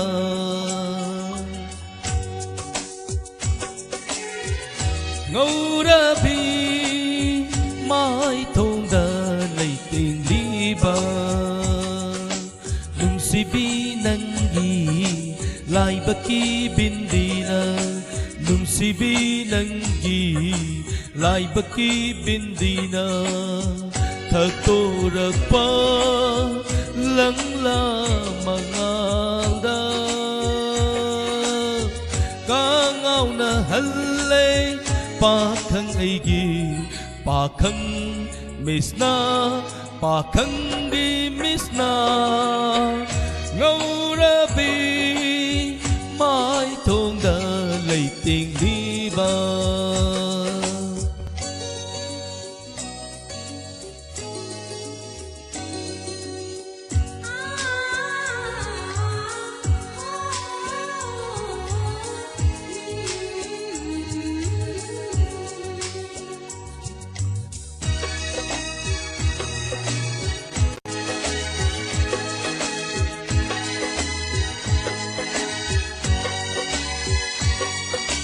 tabaraba nuzagi chinbanda angamba gulapna kaidauruni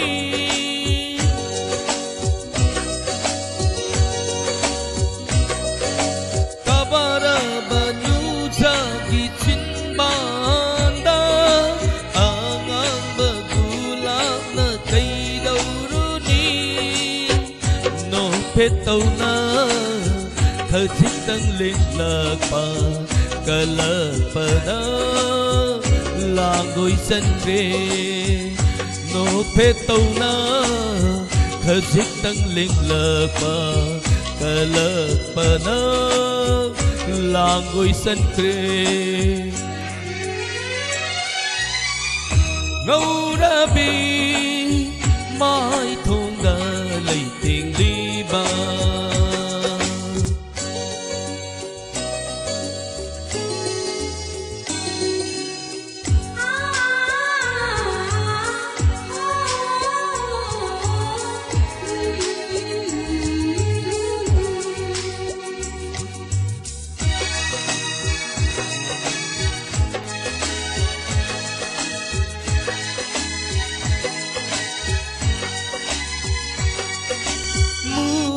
baka zangi misna thamba tu pe ka pe leina yeng lakpa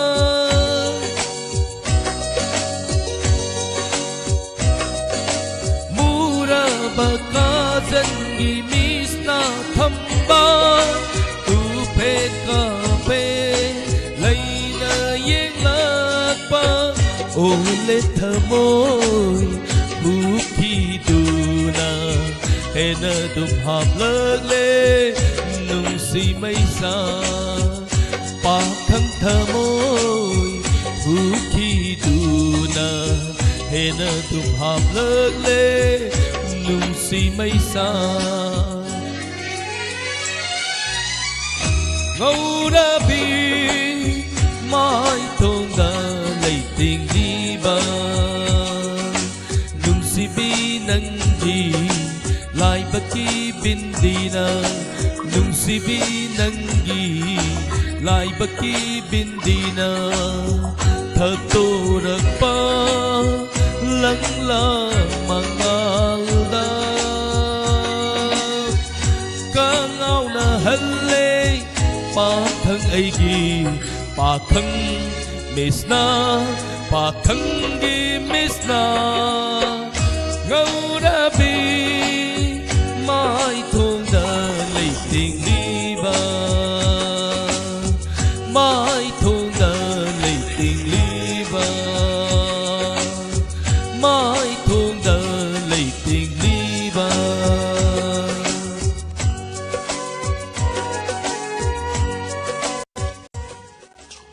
Thank you maka sa pamatangi ko lalo sagi tagat pinapagkudi mapuhaningan ito ng tagasari YouTube tamiyoy sani ga yang kaya na torom saru yadon lebi ba madi Facebook tamiyoy 29 torom saru yabi ba tagasari Thank you kusem live tatabi di ba puno mapuso na tagasari maka sa tazara pa ko lalo sagi kanano yaminasi Hello Hello Taram nung sari ming live hanggang tang hai biyu Hayruk batu tadi Angang sa hayriro Angang madam sahi kaya musubi lagi Sahi satu Ado di ako itani niya Ita kari matil sargi Ngasi ngatu kaya Ita adu ngasay na kara horo yadra Ako di kang suy saru da niya Phone pang phang da ba da nga cha di phang hai na madu da ying man Oo ngahangay call pang din ngasi di nga thong call pang ni yim da pang tora ba ani muksure chai da ko phang do Yam nungay jay thorom sa yabi rapa thorom se kay da tabiri no radio da tabiri ro ita radio da ta bane me do ngasi na aham ro pang biri se ngasi na han bane do isay sakpi do iro isay amatang kidawa o hobiro tamin na si Wa amagi wakhalda Bokum Bihi Kanduna Maram Leina Hingivani Maram Leina Hingivani Aina si papam lubana Punsi sinay to tasabani Wahang hama lankibana Wahai duda lamok na bani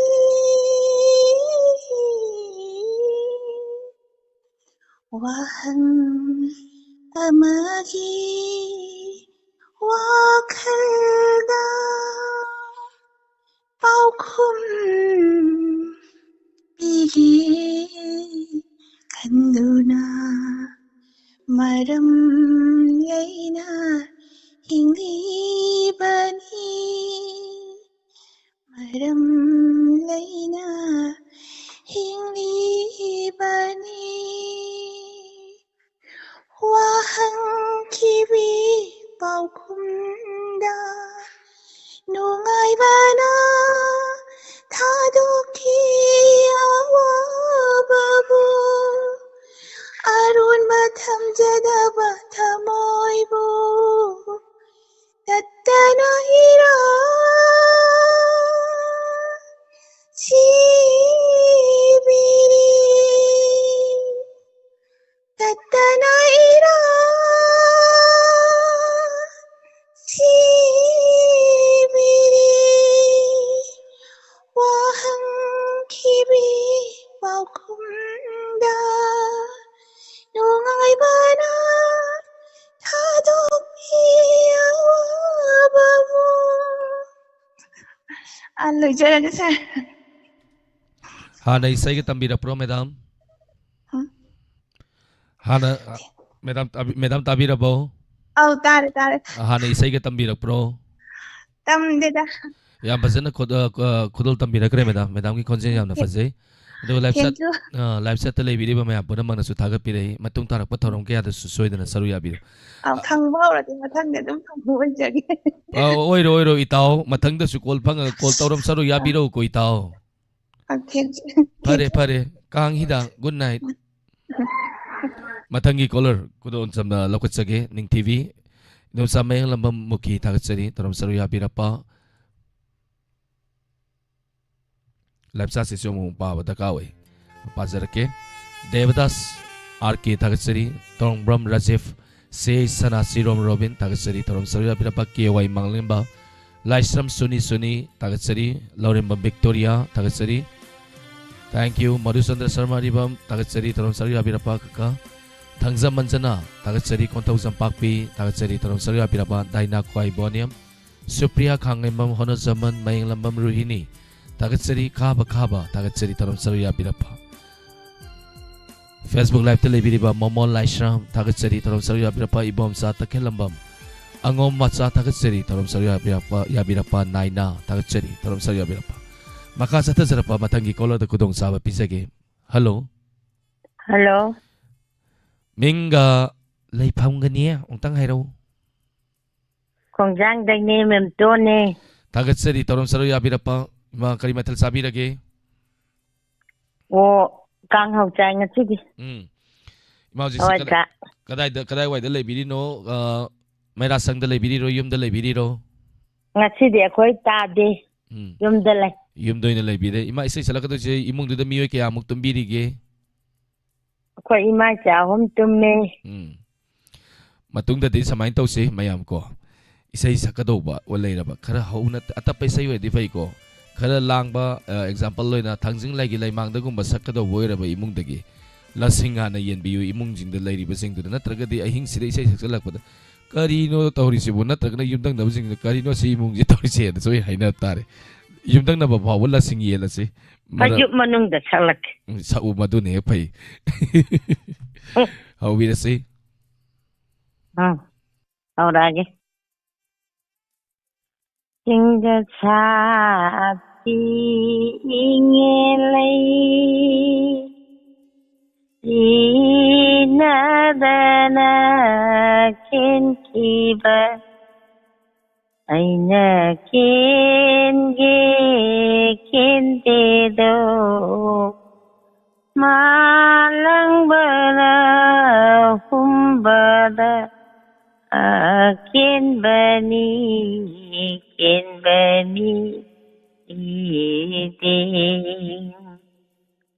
malang ba ai chu kai đâu đi lấy rang na lấy khô vui bờ na ô kiên bờ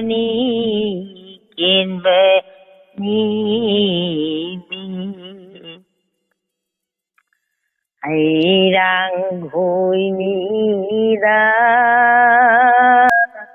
ꯆꯥꯅꯕ ꯍꯩꯅꯤꯗ ꯏꯕꯨꯗ ꯊꯣꯏꯅ ꯍꯥꯎꯕ ꯍꯩꯗꯤ ꯆꯤꯟꯗꯝꯕ ꯍꯩꯅꯤꯗ ꯍꯩꯔꯥꯡ ꯍꯣꯏꯅꯤꯗ ꯆꯥꯅꯕ ꯍꯩꯅꯤꯗ ꯂꯩꯔꯦ ꯇꯣꯛꯑꯒꯦꯕꯣ. Thank you, Ima. Yam fazaba isaini, yam nungsina sakpirei. Thoram masida saru yabiraktada thoram masiu mapung pahambiramba thagatsari.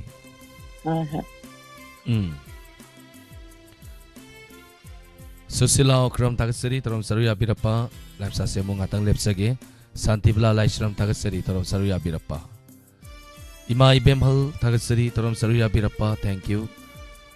Hona zaman Liza Yunam Tagasari Taram Saruya Birappa Ning TV Tagasari Taram Saruya Birappa.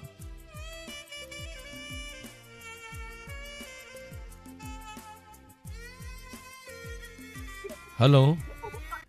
Hello. Mingale Fanga Takpiyu. Hello. Tazare Mingale Fanga Takpiyu. Thambra Makhale Kaidagi. Sanjarani. Tagasari Madam Taram Saruya Birappa Lantok Sari Bataram Entertainment Program Masida Kayu Pigani Hojik Se Maira Sang de Lebiro. Aw. Kayu Pidoino. Kubai say Matian Tang Sakjarake. Mandila Gidarkar Wigadro. Mandila Yav Drazum Sakjarage. Mandila Darkar Wagari Som the King Akadoini. Sakjarage ko. How we see? Thaujan diyu he guru hori sankriton ye mayai sida thaujan diyu he guru hori dinabundi kaladu nubudi talayamle Dibunggo banggi thaduk tuna nuyana banggi ulireri binabungi kalado hakingi sauni mauni matauni bakta basnam jing lebadi irai kaina ureri binabungi kalado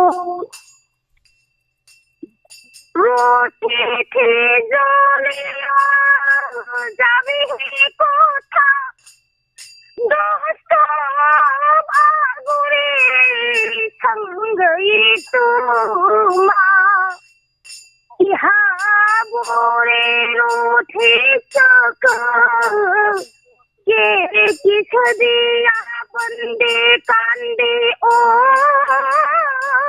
mera hai hoi radha Kandite yonama kella hana tirdi fonda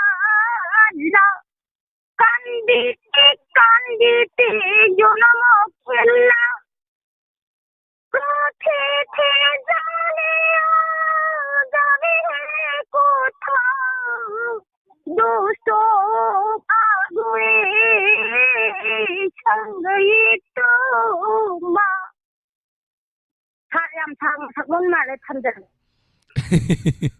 Yan sang de ke su kai de madam ado madam na sa kai num ta hangsage madam na husiki sai do salapa matam da phammaga sakpra lepga sakpi bro Lepaga tolom tora sai aduni aina maleba yam kanna hona ju sakpi ba male aduga leibiri ba imai bel singdo mayam khuba khubi rakta bro Kuba kuda mukna da sar kai num tora Kuba kubi yu maina pai bi leibiri ba imai bel singsu kuba kuri kanna hai maduni ꯃꯗꯨꯅꯤ ꯅꯤꯌꯣꯝ ꯆꯨꯝꯃꯤ ꯑꯗꯨ ꯏꯃꯥꯗꯨꯅ ꯊꯋꯥꯏ ꯇꯥꯅ ꯁꯛꯄꯤꯔꯛꯄ ꯏꯁꯩꯗꯨꯗ ꯑꯩꯅꯁꯨ ꯒꯣꯔꯇꯥꯟ ꯈꯤꯡꯖꯜꯂꯦ ꯑꯗꯩ ꯃꯌꯥꯝꯅꯁꯨ ꯏꯃꯥꯗꯨꯒꯤ ꯃꯑꯣꯡ ꯃꯇꯧꯗꯣ ꯃꯤꯠꯁꯤꯗ ꯎꯖꯩ ꯍꯥꯏꯇꯥꯔꯦ ꯃꯊꯪꯗꯗꯤ ꯑꯗꯨꯃꯥꯏꯅ ꯇꯧꯕꯤꯔꯒꯗꯤ ꯚꯤꯗꯤꯑꯣ ꯅꯝꯃꯒ ꯀ꯭ꯂꯤꯞ ꯃꯇꯦꯛ ꯑꯃꯇꯪ ꯐꯠꯂꯥꯎ ꯊꯥꯕꯤꯔꯛꯎ ꯏꯃꯥꯗꯨꯅ ꯆꯣꯂꯣꯝ ꯇꯧꯗꯅ ꯏꯁꯩ ꯁꯛꯄꯗꯣ ꯌꯥꯝ ꯌꯦꯡꯅꯤꯡꯉꯦ ꯍꯥꯏꯇꯥꯔꯦ ꯊꯦꯡꯛ ꯌꯨ ꯇꯔꯣꯝ ꯍꯣꯏꯅꯦ ꯁꯔꯨ ꯌꯥꯕꯤꯔꯛꯄ ꯏꯃꯥ ꯏꯕꯦꯜꯁꯦ ꯎꯝ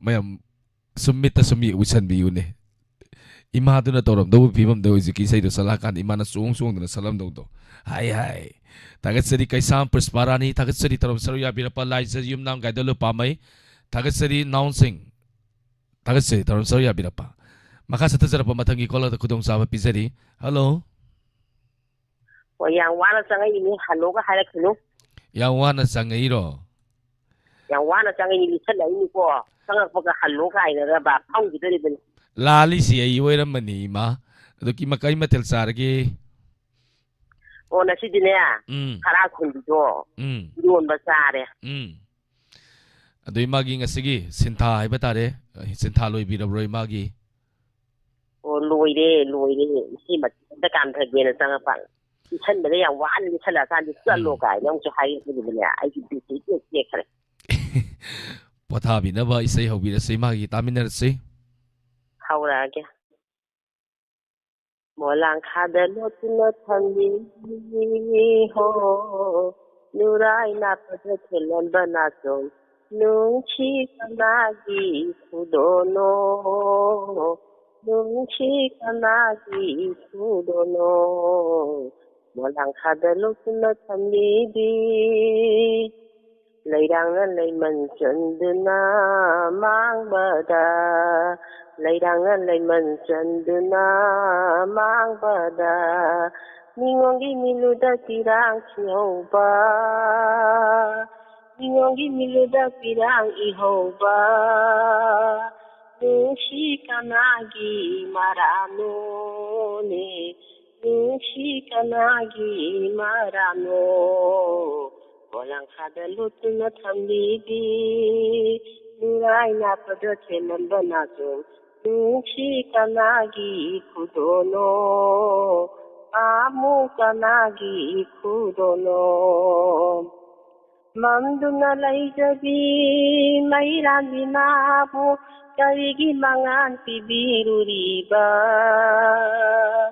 마이리다 ngau라디 마기 마토다 마이리다 ngau라디 마기 마토다 까리기 우야가 하라우리바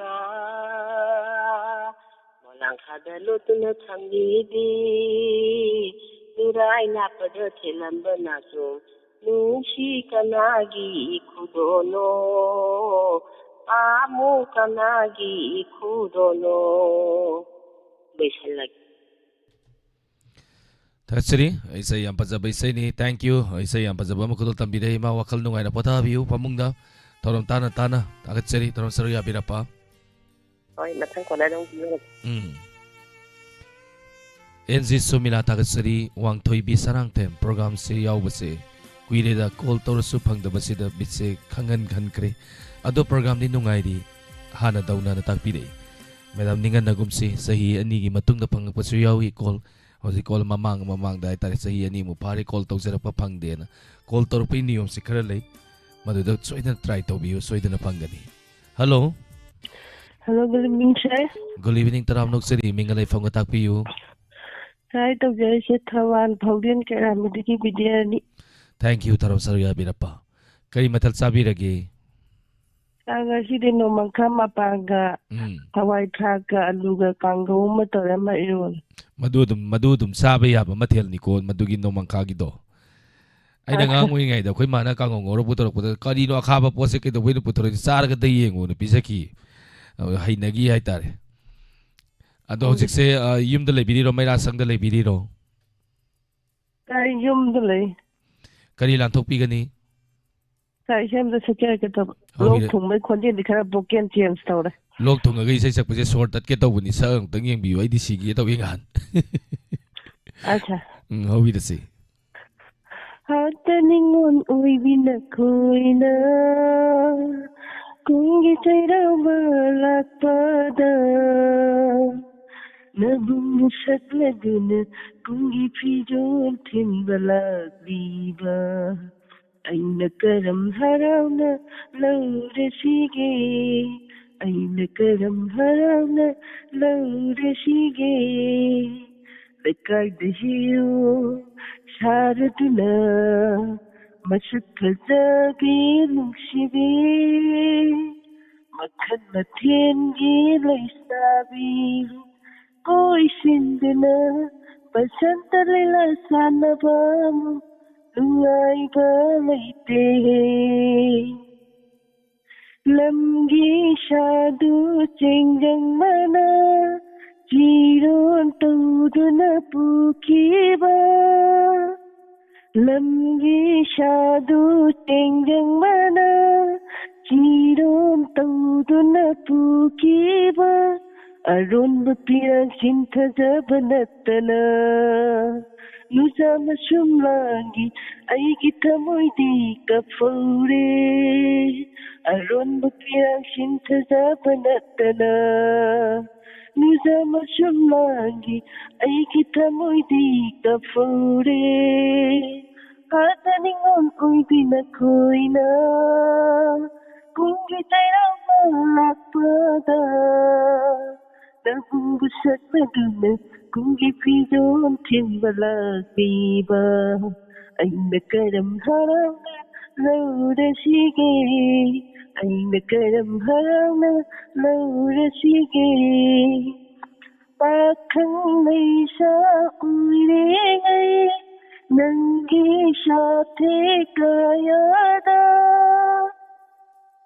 Patang sa uringay Nanggi sa tekayada Aroy pitan ng awjakiba ay na Kahama kuday kay tahore ay kipunsidi Aroy pitan ng awjakiba ay na Kahama kuday kay tahore ay kipunsidi Kada ningon uy binakoy na Kung kita'y awalakpada Nabubusat na duna kung ipiyon timbalak diba Ay nakaramharang na laura sige Ay nakaramharang na laura sige Pwede sa Thank you.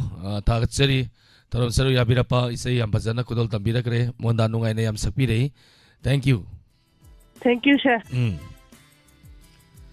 Tarom asigi aroi bakola lokasage NG Sumila gaidolo pamai hizam Sonia Zoya Laurembam Victoria tagat tarom saru yabirapa Devadas RK Mangal Guru Mayum Susila Leprakpam tagat Robita Supriya Khangembam Susila thank you Madhusandar Sharma Tagat sarang tim zibalata tagat tarom saru yabirapa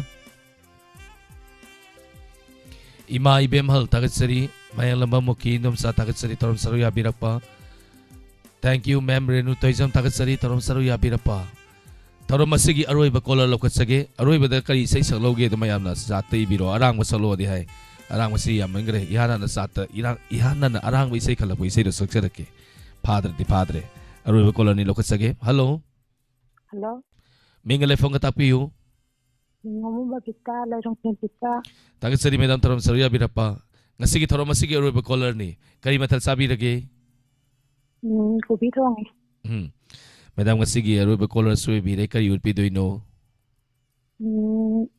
Kay mati ang tak. Isay mati makatang. Oh.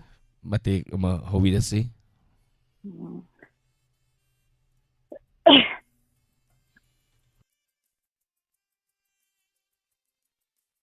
Diamond video da nunchi atiti oina lafiyo.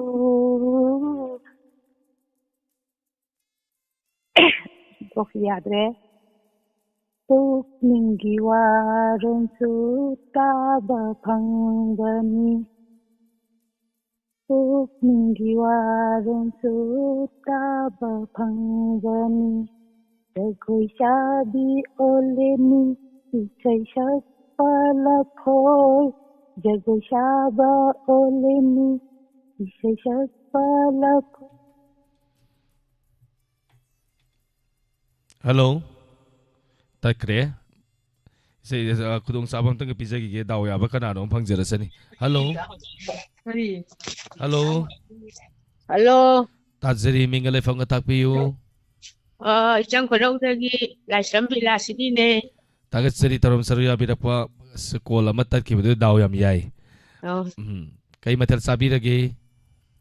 Kobi saka hiro mga chay. Lantok sari ba tarom masita kari isay sakpidoy no kay yurpidoy no. Isay mati patang saksarage. Hawirasi.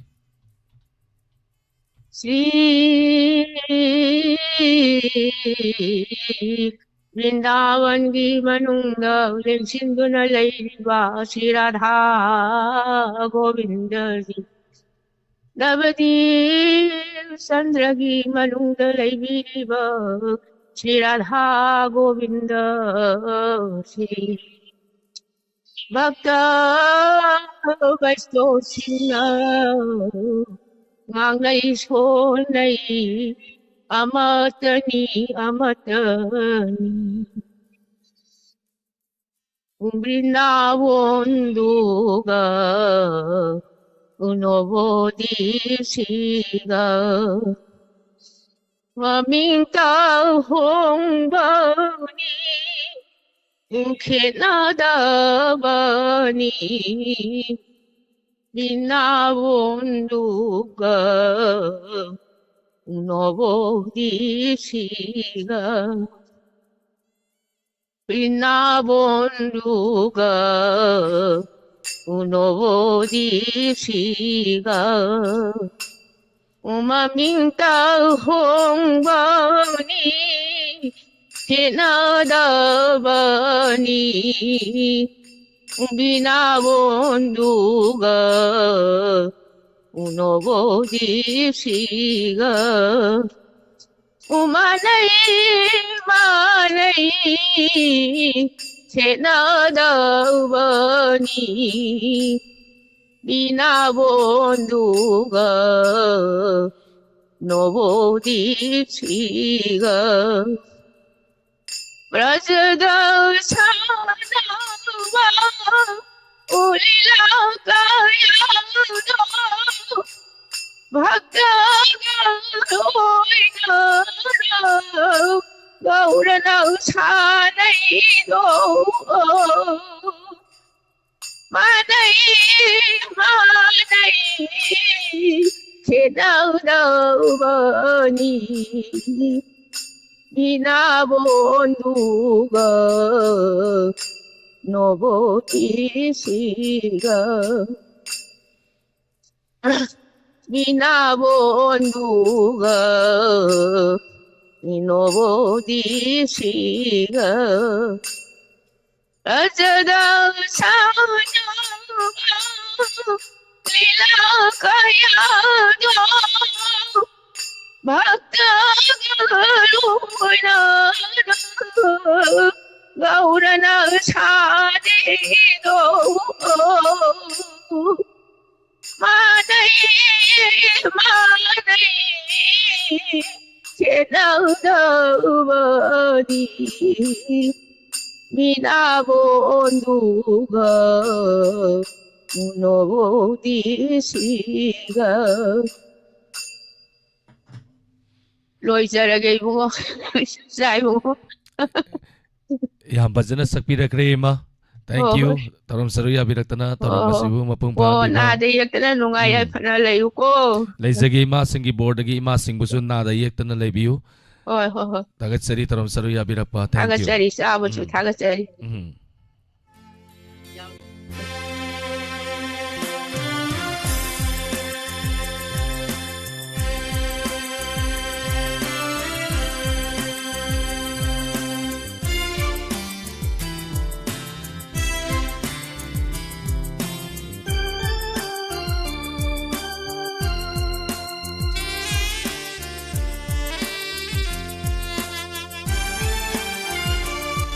Aroy ba isay Facebook live te khanbirak ba isay ni kudol tamjage mayam punna mugtaminasi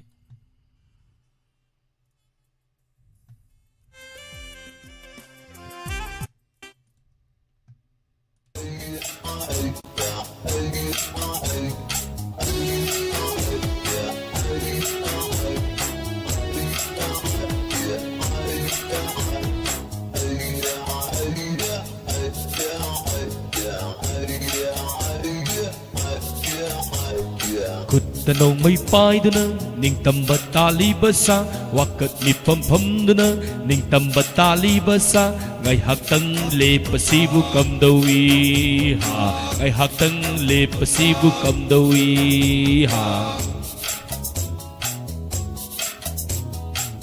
Tanong may paiduna ning tamba tali basa wakat ni pam ning tamba tali basa ngay haktang le pasibu kam dawi ha ngay haktang le pasibu kam dawi Noy na ning tamba tali ngay hingbagi hak na nung thiri ngay Noy na ning tamba tali ngay hingbagi hak na nung thiri ngay Somda na inisiyan themjin bara Soira roi kang lay pa kai krani Kang lay pa hai badu bukai krabadi Ning tamba talib du kanari bro Somda na inisiyan themjin bara Soira roi kang lay pa kai krani Kang lay pa kai badu bukai krabadi Ning tamba talib du kanari bro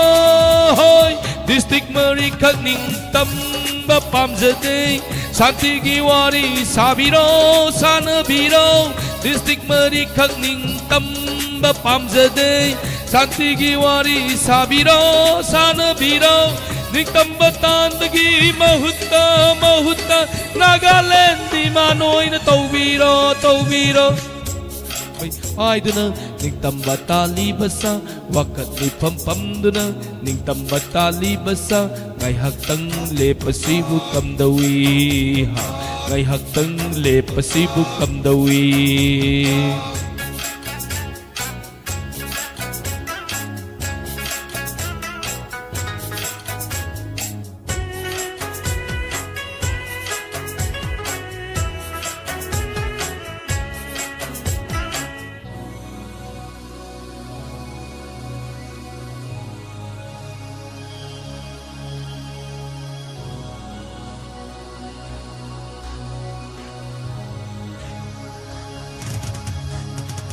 Amang asing kairubai Laingak sasan lurudabay Irang ni sakat lakli se Getar na galen tali se Paksaw pag squawk kilometer lak amani hairi se Civil war on thok na pam lamaleda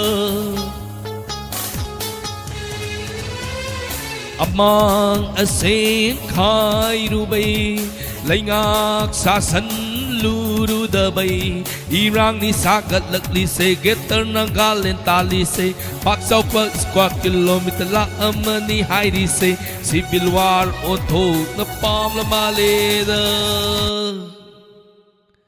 Hai Matim ba isay Matim taga saksaramage Pulbulsarage Waro bibiyade Satihana nakalak pa isay do mong saksarake Sina Facebook ini YouTube ki Facebook ki sakre Sini YouTube ki motor ki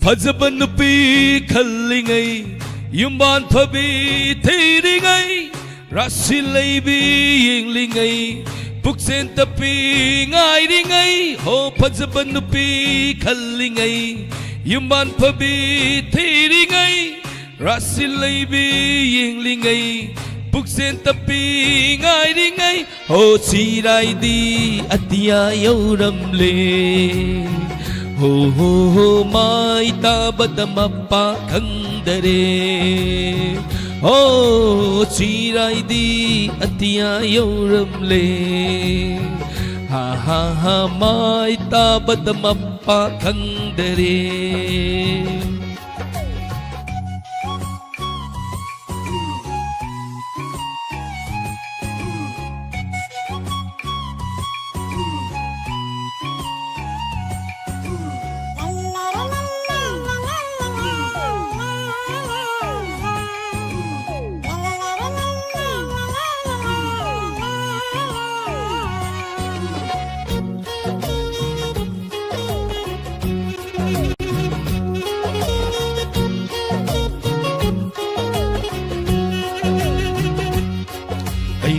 ꯄꯤꯛꯂꯤꯉꯩ ꯂꯛꯅꯕꯤꯒꯤ ꯑꯩꯈꯣꯏ ꯂꯩꯀꯥꯏꯗ ꯆꯥꯎꯕꯗ ꯄꯥꯈꯪ ꯁꯥꯔꯤ ꯁꯤꯔꯥꯏꯇ ꯅꯨꯄꯤ ꯊꯤꯕ ꯈꯪꯗꯕ ꯑꯩꯅ ꯄꯤꯛꯂꯤꯉꯩ ꯂꯛꯅꯕꯤꯒꯤ ꯑꯩꯈꯣꯏ ꯂꯩꯀꯥꯏꯗ ꯃꯍꯥꯖꯣꯟꯗ ꯄꯥꯈꯪ ꯁꯥꯔꯤ ꯀꯣꯞꯇꯥꯡꯕ ꯅꯨꯄꯤ ꯊꯤꯔꯣ ꯄꯨꯛ ꯆꯥꯎꯕ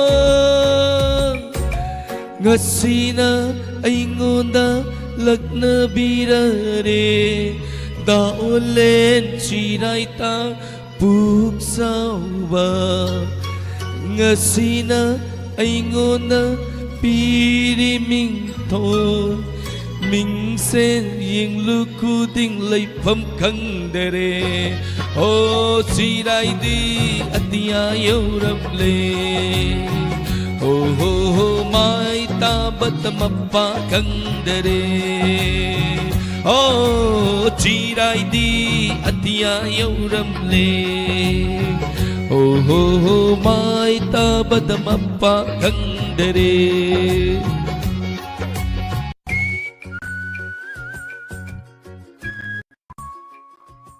ꯊꯥꯒꯠꯆꯔꯤ ꯃꯌꯥꯝ ꯄꯨꯝꯅꯃꯛꯄꯨ ꯂꯥꯟꯊꯣꯛꯆꯔꯤꯕ ꯏꯟꯇꯔꯇꯦꯟꯃꯦꯟ ꯄ꯭ꯔꯣꯒ꯭ꯔꯥꯝ ꯑꯁꯤꯗ ꯇꯣꯉꯥꯟ ꯇꯣꯉꯥꯟꯕ ꯄ꯭ꯂꯦꯠꯐꯣꯝꯗ ꯈꯣꯟꯖꯦꯜ ꯑꯣꯏꯅ ꯇꯥꯕꯤꯔꯤꯕ ꯑꯃꯗꯤ ꯃꯤꯠꯌꯦꯡ ꯇꯥꯕꯤꯔꯤꯕ ꯄꯨꯝꯅꯃꯛꯄꯨ ꯊꯥꯒꯠꯆꯔꯤ ꯌꯨꯇ꯭ꯌꯨꯕꯇ ꯃꯤꯑꯣꯏ 250 ꯍꯦꯟꯅ ꯊꯧꯔꯝ ꯑꯁꯤꯗ ꯁꯔꯨꯛ ꯌꯥꯕꯤꯗꯨꯅ ꯄꯨꯛꯅꯤꯡ ꯊꯧꯒꯠꯄꯤꯔꯛꯄ ꯊꯥꯒꯠꯆꯔꯤ ꯐꯦꯁꯕꯨꯛ ꯂꯥꯏꯚꯇ ꯂꯩꯕꯤꯔꯤꯕ ꯄꯨꯝꯅꯃꯛꯄꯨꯁꯨ ꯆꯥꯔꯂꯤ ꯈꯣꯡꯃꯟ ꯊꯥꯒꯠꯆꯔꯤ ꯄ꯭ꯔꯀꯥꯁ ꯈꯨꯃꯟ ꯊꯥꯒꯠꯆꯔꯤ ꯊꯧꯔꯝ ꯁꯔꯨꯛ ꯌꯥꯕꯤꯔꯛꯄ ꯁꯥꯟꯇꯤꯕꯂꯥ ꯂꯥꯏꯁ꯭ꯔꯝ ꯊꯦꯡꯛ ꯌꯨ ꯊꯧꯔꯝ ꯁꯔꯨꯛ ꯌꯥꯕꯤꯔꯛꯄ ꯊꯦꯡꯛ ꯌꯨ ꯍꯟꯅ ꯊꯥꯒꯠꯆꯔꯤ ꯑꯩꯈꯣꯏꯒꯤ ꯋꯥꯍꯩꯗꯤ ꯊꯥꯒꯠꯆꯔꯤ ꯍꯥꯏꯕ ꯋꯥꯍꯩꯁꯤꯗꯒꯤ ꯍꯦꯟꯅ ꯂꯩꯖꯗꯦ ꯃꯌꯥꯝ ꯍꯟꯅ ꯊꯥꯒꯠꯆꯔꯤ ꯊꯦꯡꯛ ꯌꯨ ꯊꯧꯔꯝ ꯑꯁꯤ ꯂꯣꯏꯁꯤꯟꯕꯒꯤ ꯑꯌꯥꯕ ꯂꯧꯖꯒꯦ ꯊꯧꯔꯝ ꯑꯁꯤꯒꯤ ꯃꯔꯛꯇ ꯑꯇꯦꯟꯕ ꯕ꯭ꯔꯦꯛ ꯑꯃꯒꯤ ꯃꯇꯨꯡꯗ ꯉꯁꯤꯒꯤ ꯂꯥꯟꯊꯣꯛꯆꯔꯛꯀꯗꯕ ꯊꯧꯔꯝ ꯄꯔꯦꯡꯁꯤꯡ ꯅꯤꯡꯁꯤꯡꯖꯔꯛꯄꯒ ꯂꯣꯏꯅꯅ ꯃꯌꯥꯝꯗ ꯅꯤꯡꯁꯤꯡꯖꯔꯛꯀꯦ ꯍꯧꯖꯤꯛꯀꯤ ꯑꯣꯏꯅꯗꯤ ꯃꯤꯀꯨꯞ ꯈꯔꯗꯪ ꯃꯌꯥꯝꯗꯒꯤ ꯂꯥꯞꯊꯣꯛꯆꯔꯤ ꯄꯨꯝꯅꯃꯛꯄꯨ ꯑꯣꯂꯦꯟ ꯁꯥꯄꯝꯅ ꯈꯨꯔꯨꯝꯖꯔꯤ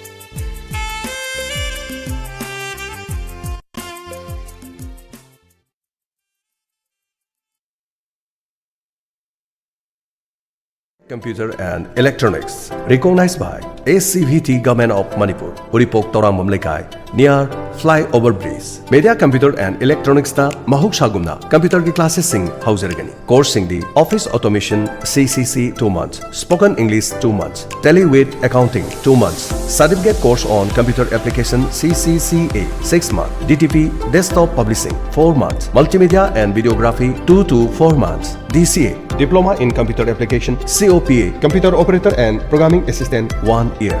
Shatra amagi system amagi khudongchaba pizari. Certified oiraba mahiroi lising kungi mathakta puthokraba mafam amadi ayamana government amadi private sector singda thabak pikraba institute amani. Khwaidigi liraba government recognized oiraba institute amani. Hariba sigi admission hangdukchari. Ngasi mak registration tawbi. Mafam asida assemble desktop laptop loinana. Laptop yadaba singi partner singbasu phangbigani.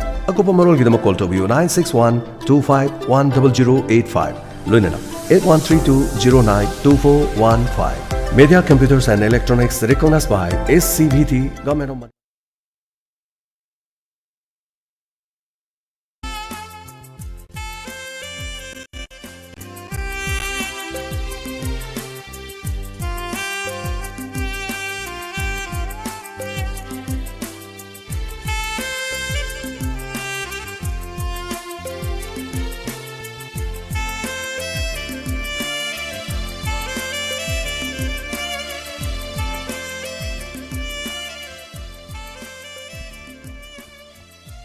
ꯊꯧꯔꯝ ꯂꯥꯟꯊꯣꯛꯇꯨꯅ ꯇꯥꯍꯟꯖꯔꯤꯕ ꯑꯁꯤ ꯃꯦꯒꯥꯍꯔꯁ 90.0ꯗ ꯁꯟꯗꯣꯛꯆꯔꯤꯕ ꯋꯥꯍꯣꯡ radio ꯑꯃꯗꯤ Diamond ꯇꯤꯚꯤꯒꯤ ꯊꯧꯔꯝ ꯄꯔꯦꯡꯁꯤꯡꯅꯤ꯫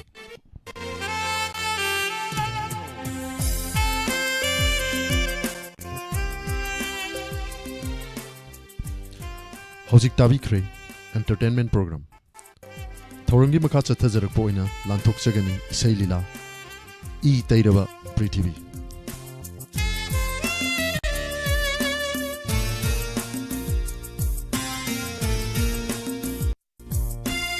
ꯄꯨꯡ 12 ꯇꯥꯕ ꯐꯪꯕꯤꯒꯅꯤ crime reports.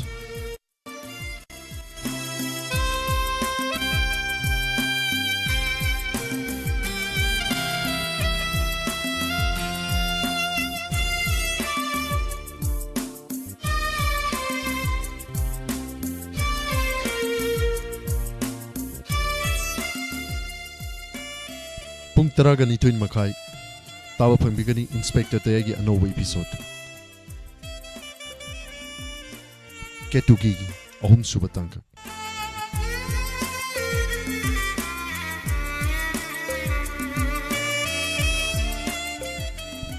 Masini, ngasi chathajarakadaba thoram paringsin. Hojik kudol tamjari, Isai Lila I Teiraba Prithivi.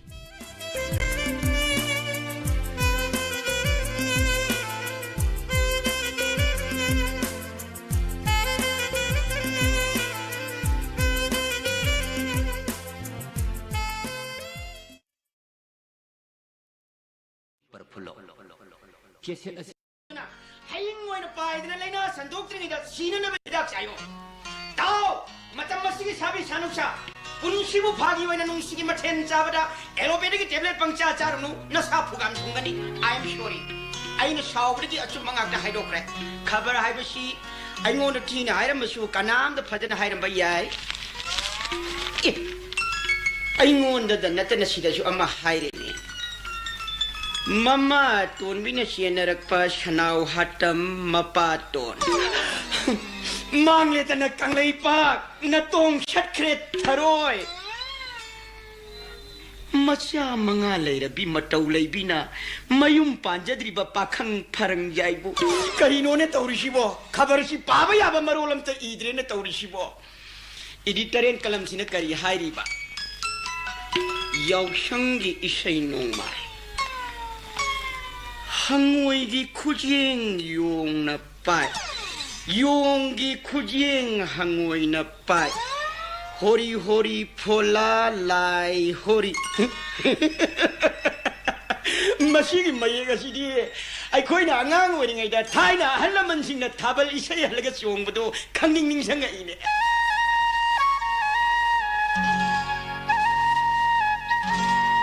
Hawjik kangi na haron sing na siyong butaraga di. Yade yani hai. Hori hori phola lai hori phola lai hori. Hangoi ki khujeng yong na pai, yong ki khujeng hangoi na pai. Hai hangoi ki khujeng yong na pai, yong ki khujeng hangoi na pai. Pan hori phola lai hori. Hori phola, hai hori.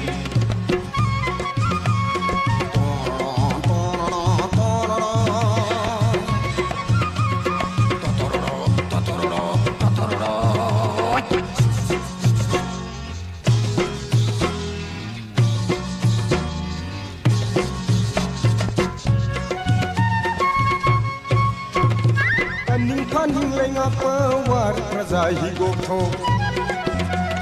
Sinjum mathel sarkar ni kair sarkar pung kai kai hai saum na lam hui gi mi sang oi makhoi gi kum hai na uchi na ye ngachi gi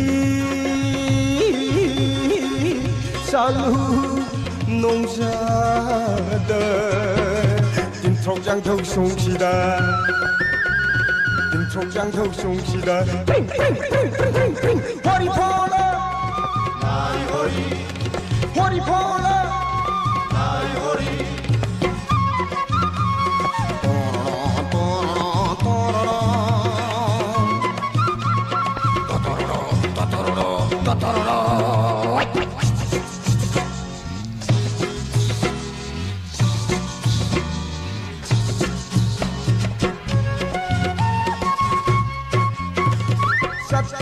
Sachilo, assembly the low slow, Sachilo, assembly the low slow, no, Sutara, Corruption Maton Butum Low, Minamba Sasan Busa, Toblo, and the Lonura Bitecalo, and the Lonura Bitecalo, Tecalo, Poripola. Hori pola, lai hori,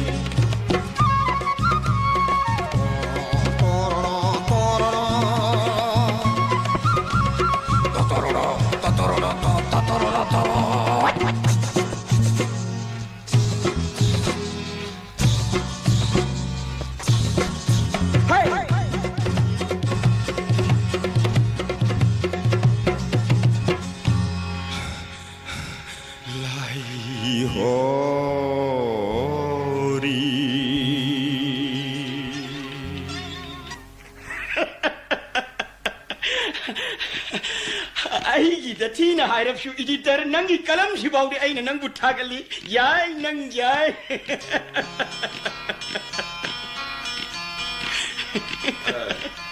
ꯀꯔꯤꯒꯨꯝꯕ ꯃꯇꯥ ꯇꯥꯕꯤꯔꯤꯕ꯭ꯔꯥ ꯍꯥꯎ ꯍꯥꯎ ꯇꯥꯏ ꯀꯔꯤꯒꯨꯝꯕ ꯃꯇꯥ ꯚꯥꯏ ꯅꯪꯗꯤ ꯀꯝ ꯇꯧꯔꯤ ꯑꯉꯥꯡ ꯅꯨꯄꯤ ꯊꯣꯛꯗꯣꯛꯄ ꯑꯅꯥ ꯑꯌꯦꯛꯇꯤ ꯂꯩꯇꯦꯀꯣ ꯁꯤꯌꯥ ꯁꯣꯝꯗ ꯂꯦꯡꯁꯤꯜꯂꯨ ꯌꯥꯖꯔꯦ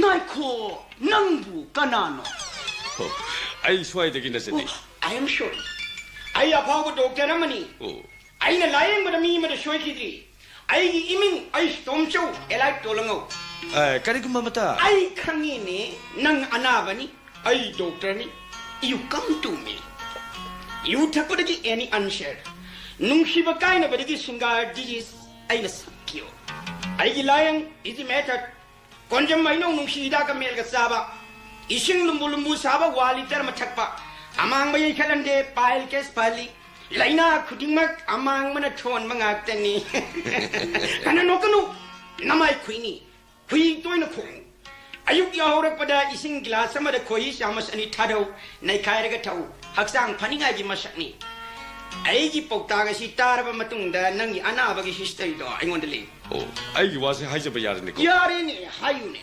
ꯁꯨꯝꯗꯧꯕꯅꯦ ꯗꯥꯛꯇꯔ ꯀꯅꯥꯒꯨꯝꯕꯤ ꯂꯩꯕꯥꯛ ꯂꯩꯀꯧ ꯀꯔꯤ ꯑꯅꯥꯕ ꯅꯠꯇꯕ ꯂꯩꯕꯥꯛ ꯂꯩ ꯍꯪꯕ ꯀꯔꯤꯒꯤꯗꯃꯛꯇꯅꯣ ꯃꯇꯥꯡ ꯃꯇꯝ ꯆꯥꯗꯅ ꯂꯩꯔꯥꯡ ꯂꯩꯕꯥꯛ ꯂꯩ ꯊꯤꯔꯛꯏꯗꯤ ꯅꯁꯥꯅꯧ ꯀꯅꯥꯗ ꯂꯩ ꯂꯥꯡꯒꯦꯒꯦ ꯍꯤꯗꯥꯛꯀꯤꯗꯃꯛꯇ ꯑꯣꯏꯔꯕꯗꯤ ꯇꯨꯜꯁꯤꯕꯣꯡ ꯃꯌꯥꯗ ꯄꯥꯝꯕꯤ ꯑꯃꯗꯤ ꯍꯧꯔꯤꯃꯤ ꯁꯥꯂꯤ ꯋꯥꯔꯤꯁꯤ ꯑꯣꯟꯅꯔꯦ ꯗꯥꯛꯇꯔ ꯑꯩꯅ ꯍꯪꯖꯔꯤꯕꯁꯤ ꯂꯩꯔꯥꯡ ꯂꯩꯕꯥꯛ ꯂꯩ ꯅꯠꯇꯦ ꯃꯤ ꯂꯩꯕꯥꯛ ꯂꯩꯅꯤ ꯈꯪꯕꯤꯕ꯭ꯔꯥ ꯁꯤꯡꯅꯩ ꯀꯝꯗꯧꯕ ꯍꯥꯏꯕꯅꯣ ꯑꯣꯗꯣꯡꯅ ꯁꯥꯏꯠꯇ ꯅꯦꯝꯈ꯭ꯔꯦꯗꯀꯣ ꯅꯪꯅ ꯍꯪꯉꯤꯕ ꯂꯩꯕꯥꯛ ꯂꯩꯗꯨ ꯃꯧꯔ ꯂꯩꯁꯥꯕꯤꯔꯀꯣ ꯍꯥꯏꯔ ꯂꯣꯏꯔꯦ ꯃꯧ ꯑꯣꯏꯔꯕꯤꯅꯤ ꯀꯅꯥꯒꯤ ꯋꯥꯏꯐꯅꯣ ꯍꯖꯕꯦꯟ ꯃꯃꯤꯡ ꯀꯔꯤ ꯀꯧꯏ ꯃꯍꯥꯛꯀꯤ ꯃꯄꯨꯔꯣꯏꯕꯒꯤ ꯃꯃꯤꯡ ꯅꯣꯡꯌꯥꯏ ꯅꯣꯡꯌꯥꯏꯒꯤ ꯅꯨꯄꯤ ꯂꯩꯕꯥꯛ ꯂꯩ ꯃꯆꯥꯁꯨ ꯂꯩꯔꯝꯕ ꯌꯥꯔꯦ yes ꯅꯣꯡꯌꯥꯏ ꯅꯨꯄꯤ ꯂꯩꯕꯥꯛ ꯑꯉꯥꯡ ꯑꯗꯨꯕꯨ ꯅꯨꯄꯤꯔ ꯅꯨꯄꯥꯔ ꯑꯉꯥꯡꯗꯨ ꯂꯥꯕ boy ꯑꯗꯨꯒ ꯍꯧꯖꯤꯛ ꯃꯃꯥ ꯃꯆꯥꯗꯨ ꯀꯝꯗꯧꯔꯤꯕꯒꯦ ꯂꯩꯕꯥꯛ ꯂꯩꯗꯨ ꯑꯩꯈꯣꯏ ꯈꯨꯡꯒꯪ ꯑꯁꯤꯗ ꯃꯆꯥ ꯑꯄꯤꯛꯄꯗꯨꯒ ꯌꯥꯝꯅ ꯋꯥꯅ ꯈꯥꯡꯖꯔꯝꯕꯅꯤ ꯍꯧꯖꯤꯛꯇꯤ ꯃꯌꯨꯝ ꯄꯥꯟꯈ꯭ꯔꯦ ꯑꯩꯈꯣꯏ ꯀꯩꯕꯨꯜ ꯍꯥꯏ ꯁ꯭ꯀꯨꯜꯗ ꯍꯦꯗ ꯃꯥꯁꯇꯔ ꯆꯥꯁꯨ ꯄꯨꯔꯝꯕ ꯏꯝꯐꯥꯜ ꯅꯥꯒ ꯃꯄꯥꯟꯗꯒꯤ ꯑꯣꯖꯥ ꯀꯨꯃꯥꯔ ꯑꯗꯨ ꯃꯉꯣꯟꯗ ꯑꯣꯡꯈ꯭ꯔꯦ ꯑꯣꯅꯨꯡ ꯋꯥꯅ ꯈꯥꯡꯖꯔꯝꯈ꯭ꯔꯕꯅꯤ ꯃꯄꯥ ꯃꯆꯥ ꯂꯩꯄꯥꯛ ꯂꯩ ꯃꯌꯨꯝ ꯄꯥꯟꯈ꯭ꯔꯕ ꯄꯥꯟꯈ꯭ꯔꯦ ꯂꯩꯄꯥꯛ ꯂꯩ ꯅꯪꯗꯤ ꯑꯈꯥꯡ ꯀꯟꯕꯤ ꯑꯣꯏꯔꯝꯗ꯭ꯔꯕ ꯁꯇꯤꯒꯤ ꯂꯨꯍꯨꯞ ꯂꯧꯊꯣꯛꯇꯨꯅ ꯑꯇꯣꯞꯄ ꯌꯨꯝꯅꯥꯛ ꯁꯥꯒꯩ ꯑꯃꯗ ꯃꯥꯅꯤ ꯁꯟꯒꯤ ꯁꯪꯒꯣꯜ ꯅꯥꯏꯗꯕꯒꯨꯝ ꯅꯨꯄꯤꯒꯤ ꯌꯨꯝꯅꯥꯛ ꯂꯩꯇꯦ ꯀꯔꯤꯅꯣꯅꯦ ꯚꯥꯏꯁꯦ ꯅꯪꯅ ꯑꯩꯒꯤ ꯅꯥꯛꯁꯤꯗ ꯃꯣꯔꯅꯤꯡꯁꯤꯗ ꯃꯣꯟꯗ꯭ꯔꯪ ꯁꯥꯟꯅꯔꯤꯗꯨꯀꯣ ꯅꯠꯇꯦ ꯈꯟꯗꯨꯅ ꯌꯦꯡꯉꯨꯅꯦ ꯃꯄꯨꯔꯣꯏꯕꯅ ꯍꯨꯟꯗꯣꯛꯄꯤꯔꯝꯂꯕꯗ ꯆꯈꯥꯎꯅ ꯁꯨꯇꯤ ꯇꯣꯏꯅ ꯐꯪꯂꯕꯗ ꯀꯅꯥꯒꯤ ꯁꯇꯤꯅ ꯅꯣꯔꯣꯛ ꯇꯥꯔꯣꯏꯗꯒꯦ ꯈꯟꯗꯨꯅ ꯌꯦꯡꯉꯨ ꯏꯅꯥꯛ ꯈꯨꯟꯕꯅ ꯆꯔꯥ ꯍꯦꯟꯕꯗꯤ ꯆꯥꯕ ꯇꯨꯝꯗꯕꯗꯒꯤ ꯍꯦꯟꯕꯅꯤ ꯂꯥꯏꯔꯕ ꯑꯩꯈꯣꯏꯅ ꯍꯦꯟꯕ ꯆꯔꯥꯗꯤ ꯃꯣꯡꯐꯝꯅ ꯈꯨꯠ ꯈꯜꯂꯒ ꯀꯧꯔꯤꯅꯤ ꯉꯥꯏꯖꯔꯝꯃꯤ ꯂꯩꯄꯥꯛ ꯂꯩꯗꯣ ꯁꯍꯔꯥꯒꯤ ꯃꯥꯔꯚꯨꯃꯤꯗ ꯂꯩꯆꯤꯟ ꯅꯣꯡꯐꯥ ꯑꯗꯨꯕꯨ ꯈꯪꯍꯧꯗꯅ ꯂꯩꯆꯤꯟ ꯅꯣꯡꯐꯥꯒꯤ ꯃꯍꯨꯠꯇ ꯃꯩꯒꯤ ꯅꯣꯡ ꯑꯣꯏꯅ ꯈꯥꯒꯠꯂꯛꯄꯗꯒꯤ ꯃꯥꯏꯀꯩ ꯈꯪꯗꯅ ꯂꯩꯄꯥꯛ ꯂꯩꯗꯣ ꯈꯪꯍꯧꯅꯗꯨꯅ ꯑꯗꯨꯝ ꯆꯠꯈ꯭ꯔꯦ ꯍꯧꯖꯤꯛꯀꯤꯗꯨꯕꯨ ꯃꯤꯔ ꯂꯥꯏꯔ ꯀꯅꯥ ꯂꯩꯕꯒꯦ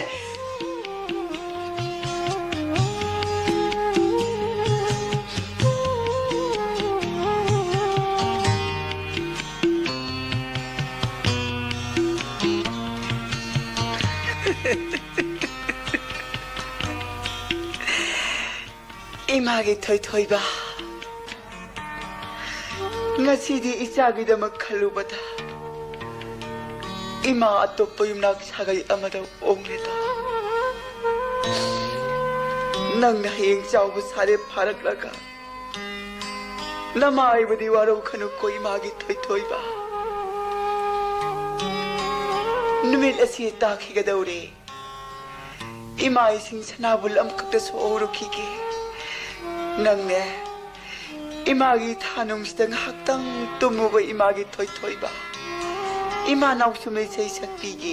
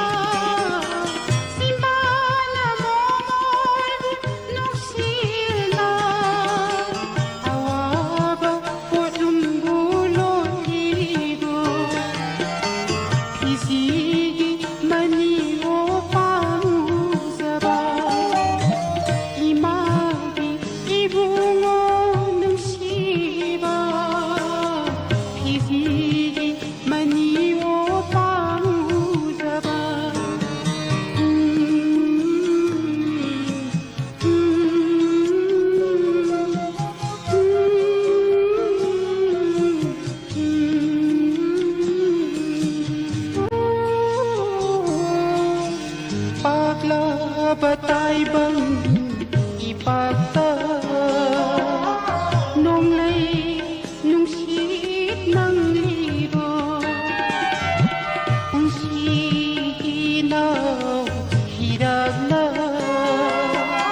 minsing nauril pairiro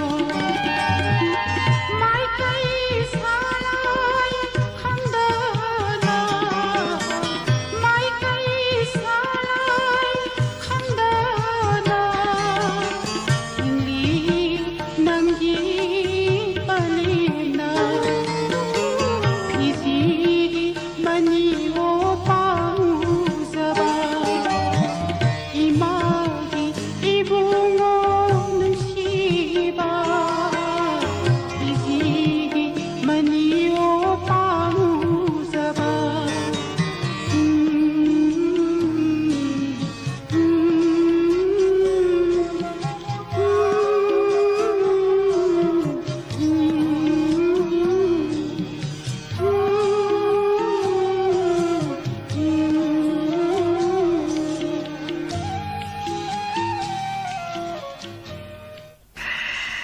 Kaya nung sikra ba isa niya si nito na isa si dia nimila si taki ka daw rin imaising sinabul ang kagdasohuro kike nang ne to nataw sa nga laba sige manakta ngaktang tumamuko imagi toy ba imayam to na laki Santi ho Santi Oy na may sing sinabog lang ka sa soro kaya ngang sumamani ko. O ngang sumamani.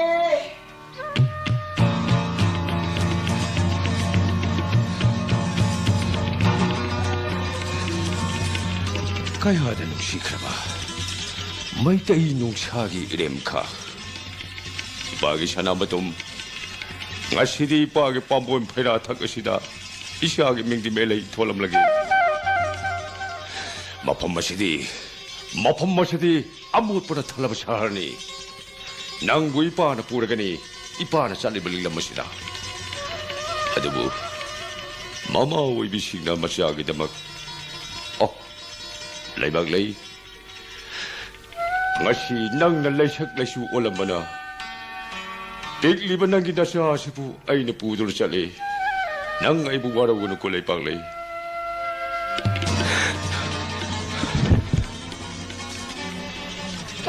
Pugi hayram dewani nungsi nungsi tombi ina may sing coba leyangang puro hay ma ano di ka na pudo na sa liba Santi doon na po ka na tawag ba si Buwa Santi Kari hayi donsa nang makoy tadoy mo ka sana ni bro Kanana po doon sa kredo diya. Kaya sang masita kanana po kaya na tawli ba si ba? Kurado bulay ba jalan na tawli ba si ba? Kura! Taroy da ba si? Kura! Ay mo ka uri diya ma! Indulay bro! Ay namulay diya na! Diyan sabi kari hatiya! Kari no ni hari ba si ba? Kaya sang masita kanana po na po kaya na. Ay ma'am sila tingis de kana no mo nakanguro da bayati. Unto na pakit dewani pugi hayram dewani.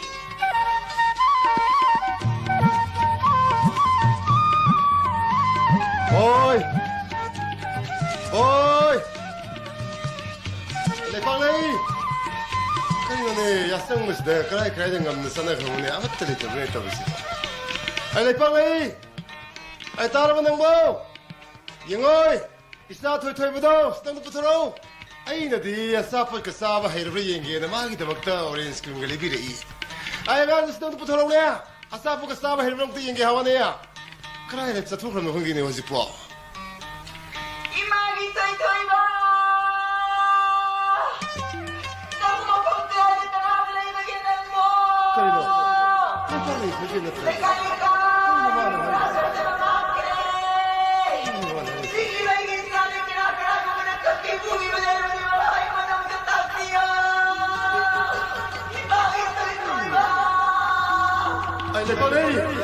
cái đó là cái này hả?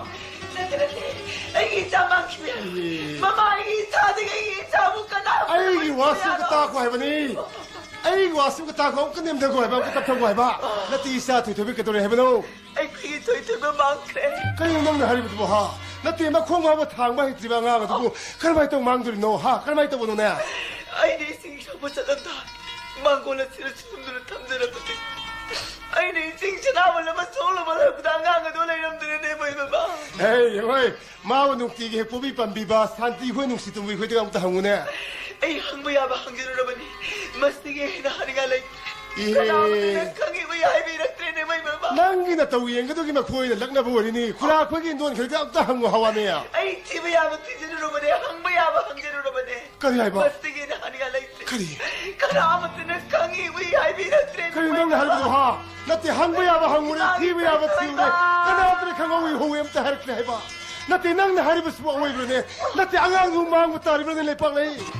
Lekar-lekar kita tidak bangkit. Tinggi lagi tapi kerana aku menekan mobil boleh mati membaik untuk menentang dia.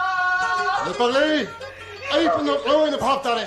nang ina piwe begi thela wakhalna ai smu thadu war padagi thoi thoi mu ai he aseng mai sana te tung ne minung sileng lai khan madagi nang na to bakara ma pham sne khena ko kari na ta sini wa pa ayo ai si thoi thoi begi ba pa ma si pam se si ne nang na khan sa na tera kai pu ba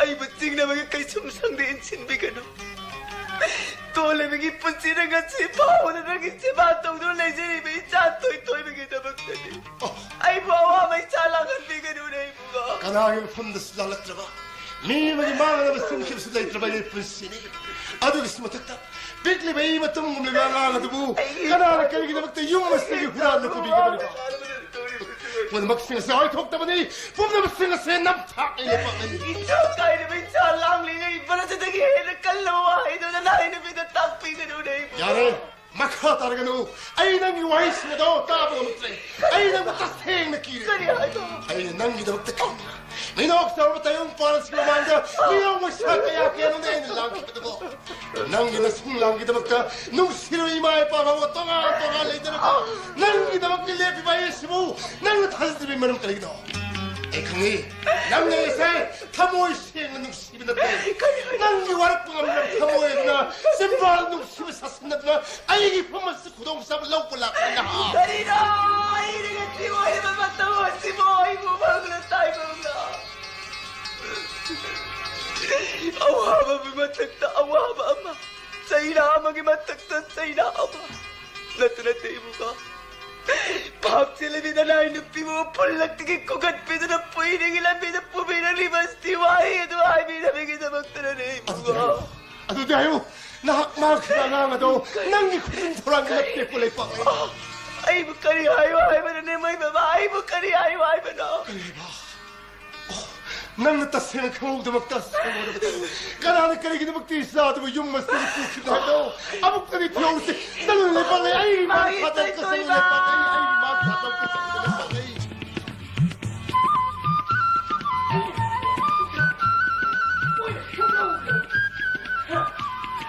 Doctor na hal mo na anak na mawalang gadi kaya di anak kari kaya di kachini ay di sana bibhaw na ay nang balwas lawd na hojit po aerobic doctor tamasa kanina thorang ko na makoje musida po next year di doctor ay ngonda karamba na banalay balaka doy choy mo de shkarish action hindi look kanane tama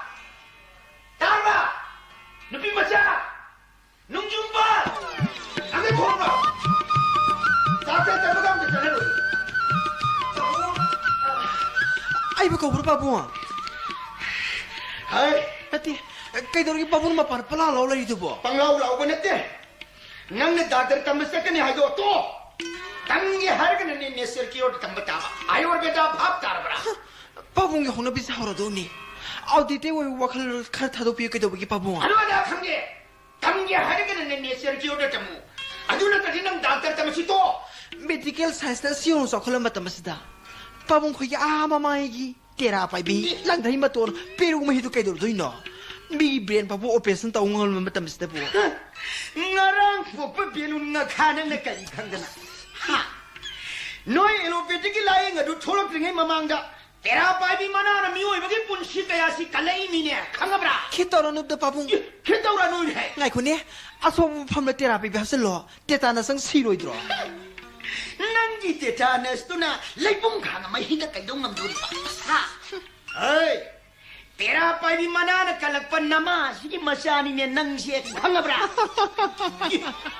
pabu ngau bro kai kai the ngai khune kana gum mi se ma kini phelo re khalo ne pabu khulai no kai dong doi ba ang tai bi ba pabu khoi kai dong doi no ba kari ngam dani mi elopeti ki de operation daur sin doi ne adu madi chumi hai sidus nate cancer na ra ana ke ba sul ka pani kini phelo ra ana ba ke lai un blai si bi do na mi oi kai pusi pabu na to bi ka ba ai madu di ne ser ki o doctor ai khon na te nang na te shu khang nang na ba ya ha kani yu ni madu mai ba khang de na hat pani ne nang na ne ser ki o doctor ai khon de tai na ba ya ro ne ma thong ma khang de na phari ne pabu khulai no kai pham ngam la ba gi kari phatani au tai bi le kai pham ngam la ba gi ba do hai kari phatani mai se no da na sai ma pham da hai bi yo ba do thang ngaram bi kulabi du gi ma cha do khong klai na na ra ba da mang tu lang hi muk ta shaur ba matam madu da na pa na yam na lai na pa gi hidang na phan gri ni sida sunati tinung ga gi thimbai jam thoi do manipur da doctor na ngam da ba guwahati da pura ba guwahati da sung ngam da na dili rom da mu puru ra ba dili da sung ngam da na mayum da porak ta na phamse na da na leira ba matam madu da na pa na sungong mai da na nung ta han gri mi khangabra hey ai he ai khoi le kai swai da thaja bidra ba kau bidra bai wani arap pa jiri dagi kasar dagi na pa bu kau lai da ni khangabra maya kai kaya da ushiti mo aduna wai ni pabu ani ru sun han birak ta ba do adu din nama na ni ne iskari gi lam la pi shalu nu hai ba lambi ga phata ba da ipa na chaningu da bai wani khangabra phari ni pabu punama pabu nu sum zero ne asum babu di ado na san hai se ba di ni ser ki or pa za mi yo sing ru pabu ni eng bi do elu piti pa za mi yo sing ru na san eng la ba di madu da phang ta ba paisa sing da bu kana gi da mak no chum mi hai adu de di ipa sha na beng a chu ba ma hang ya re ne adu bani na sar khan sari ba se tamo ba tamo hoi pabu adu isa na handak si doctor tamba chat patar ka di by ear or by road pabung aduga ipa na hai ga da badi hauzik kan ji noi na harona nong chuplom da mahi tambane na satlaga nong chuplom di arang ara khara uru badagi iram da masigi sanabi ipa nat ipu nat pu kau thok padi maduma ipa ma shugya yaning di sumi pabung ta pi bado adu pabung phaizom selam de khongau selakpa san gari na pot purum badagi hawa gari train aeroplane science abusung technology bu nusulongi mahine da tamdab di sumuye madu phana oidna shu afaba khara di tamsi leijari ba iram da masigi sanabi do na pa ni yokhit padu pamani khangabra parisi pabu nasa iman do nor ki pabu ai kadai gano iman do nor ki to bane mathak ta yaw bani na magi aning mashi ju thungan da ba yadri mi na she sakta makana ifa he phajaratna ai kharangana halo ai thabak chaka da ba ya mi kharangana halo ai ba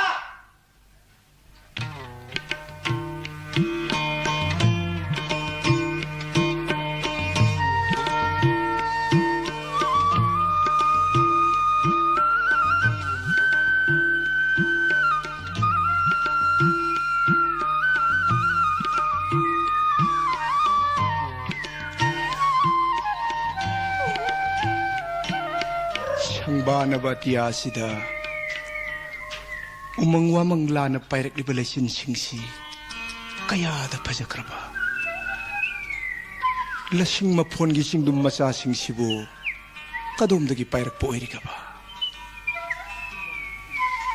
Oh, singdumani sigi marakta tatnariba jaga sidi sangbanaba ipakpu malini.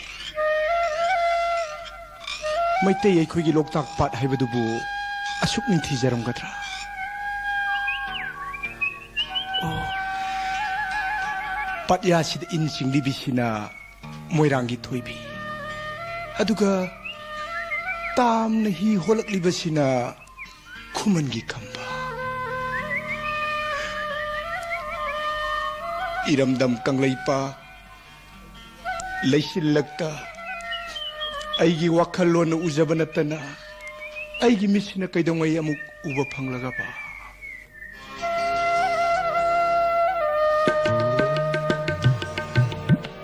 Oirai lana singlo lana oirai lana singlo lana pairakliba laisilnana pairakliba laisilnana maitai laiba urakpara maitai laiba urakpara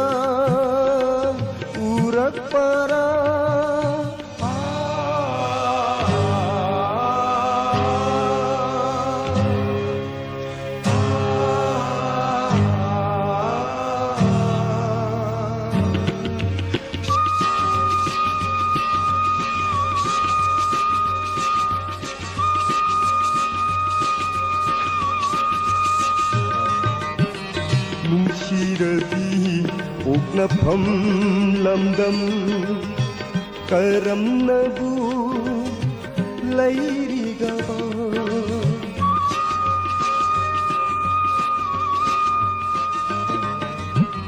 nungsiradi oknapam lamdam karamnabu lairigaba Kajaningle magi mapa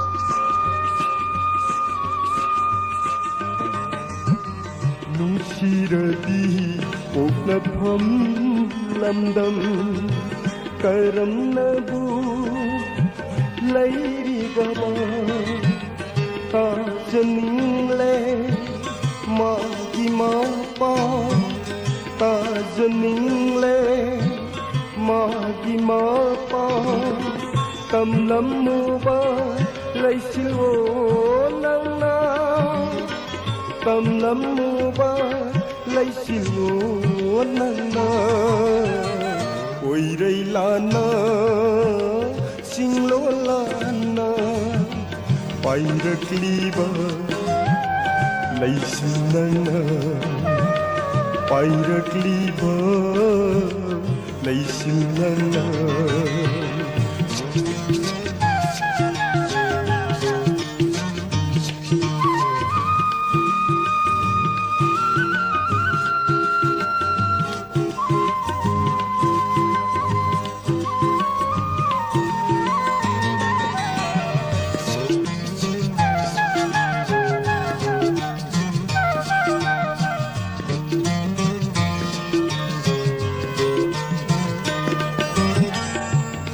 Kharaba kungang sindo uire dako uza ningba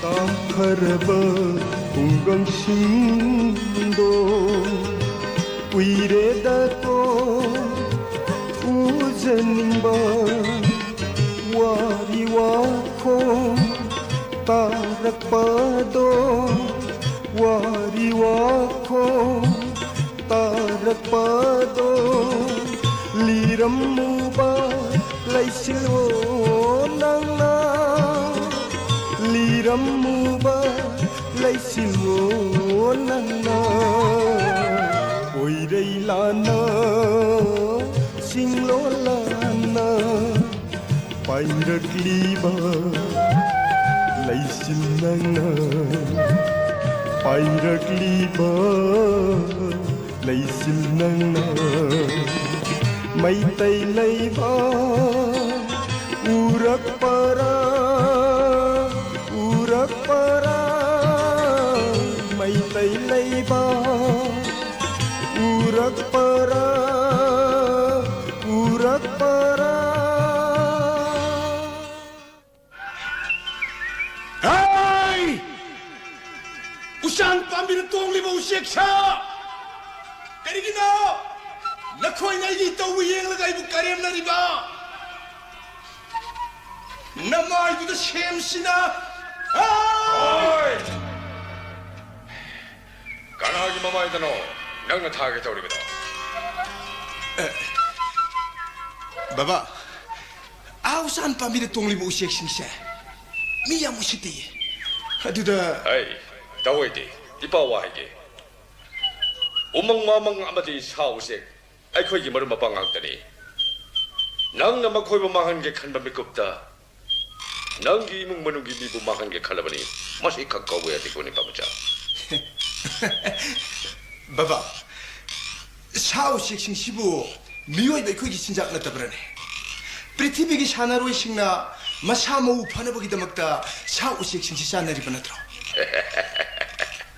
Angaw sidi. Ipawa hige munataw. Umang sausek hatokana. Ecological balance ka heli.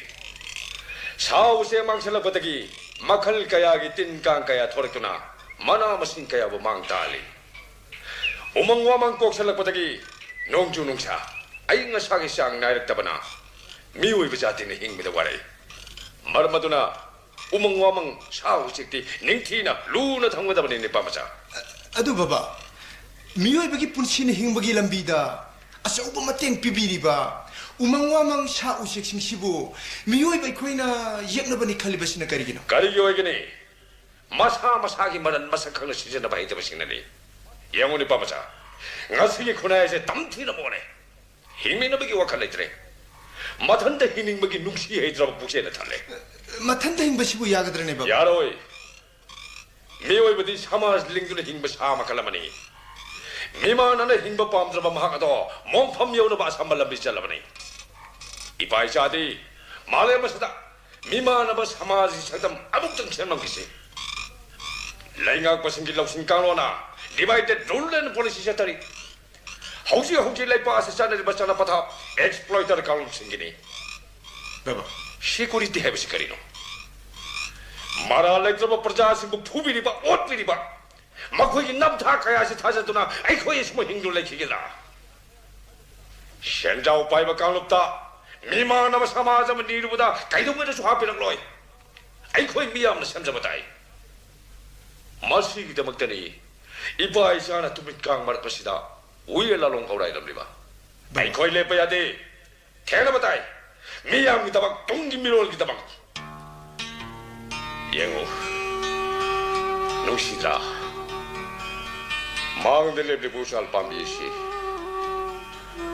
낭나 딸방 미롤 강드링에이 마기 꼰타리바 밤보 마시나 뽀비 밤비라키 나우수 미세이삭 비라키 낭나 우샬 밤비시부 이부 가우가다바니 마기 싱감드라발라만 이바이샤드 도올리브니 꼴리 빠마차 아두가 마심마가 닝생올리 빠마차 아복비 마마 가나나 와바디 마사 각대기니 보나 펌이마 라이방나 와바디 뿜는 버기니 하이브시 마시 가까워야 되고니 빠마자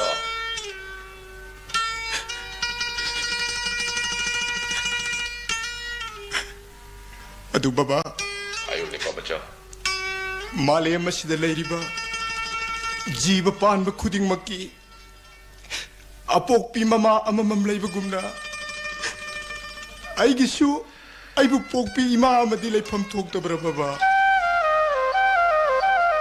저민이 빠마자 아두데 하이비유 바바 아이기 이마 아두부 까나노 방글라데스 게 브로마 방싱나 따따나 하니 따따나 녹나이 강자바 타모이 뿌방감박이 빵갈 레이저되네 바바. 아니 하요.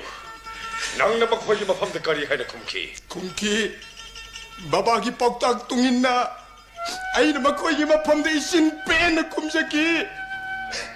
Ay mapokpi imadi.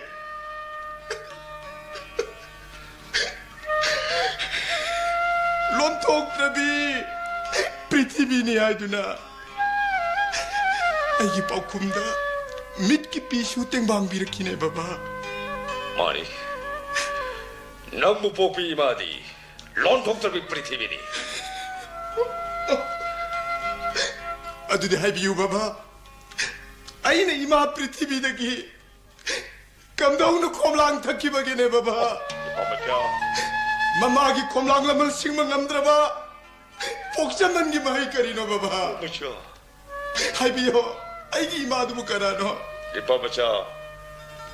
Naku pokpi pale mimadi. Mama ama woibigi amritigi gunwala kibana. Naku lamdam masigi nama skalabi kaya na. Amit sindambiki. Male mas nilari benupi samas. Nakiti makakani kangadabani. Aduga. Nang singa kalibalaman. Miyam kitamak. Inay pa kitamak. Tawai katopang amaduna. Naku popi magilaman. Singmasangkatabani ko ni Pamcha. Ay siya kaya mga nguri bagine baba. Pumasya. Kaya kita magtano. Ay mapokpi ima mo ipam na tapiyo yadri ba?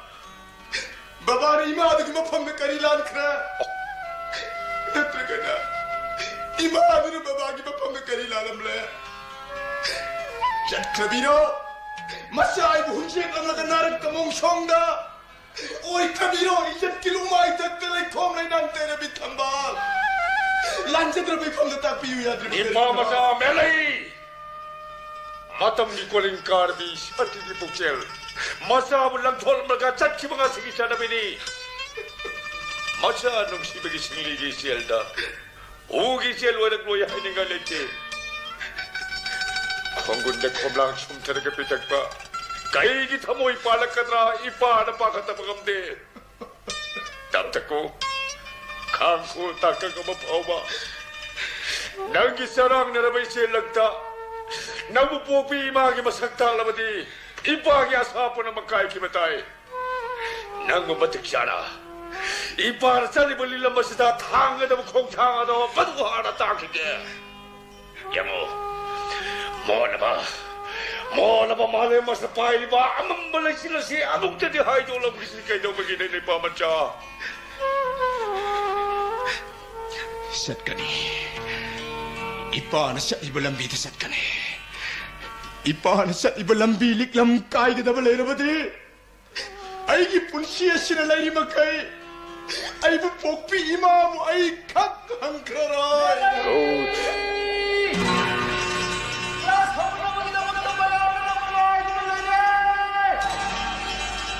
Pamacha. Chalo. Nanggi wajasina nang mga idun lady. Matampum bada wajasina takbiba para puning changgadabani. Adugu wapamamana. Takbiyo baba. Ipate matam kara mapambasi tadong sapatan. Kaday dunong baba. Kaday daway gini. Parat ki awang nokpok lamdam singgi. Ningtam yawolom singgi. Apun mamiting ama. Asam na pangtok kadawri. Maduday pa sa sarong yaro kadabadi. Pamacha. Ipagi kongchat ay kuigi lambi kanana tambang ngani nangi na pamda ipa na hairam gadabadi matam pumbada oja singna takpi ba huye lalong puning changgadabani mikup pungja kuding ilay pag iramdam kau ya ding ni pamacha kau yeroy baba chalo nangi training mapamda dana ipa tibi chalo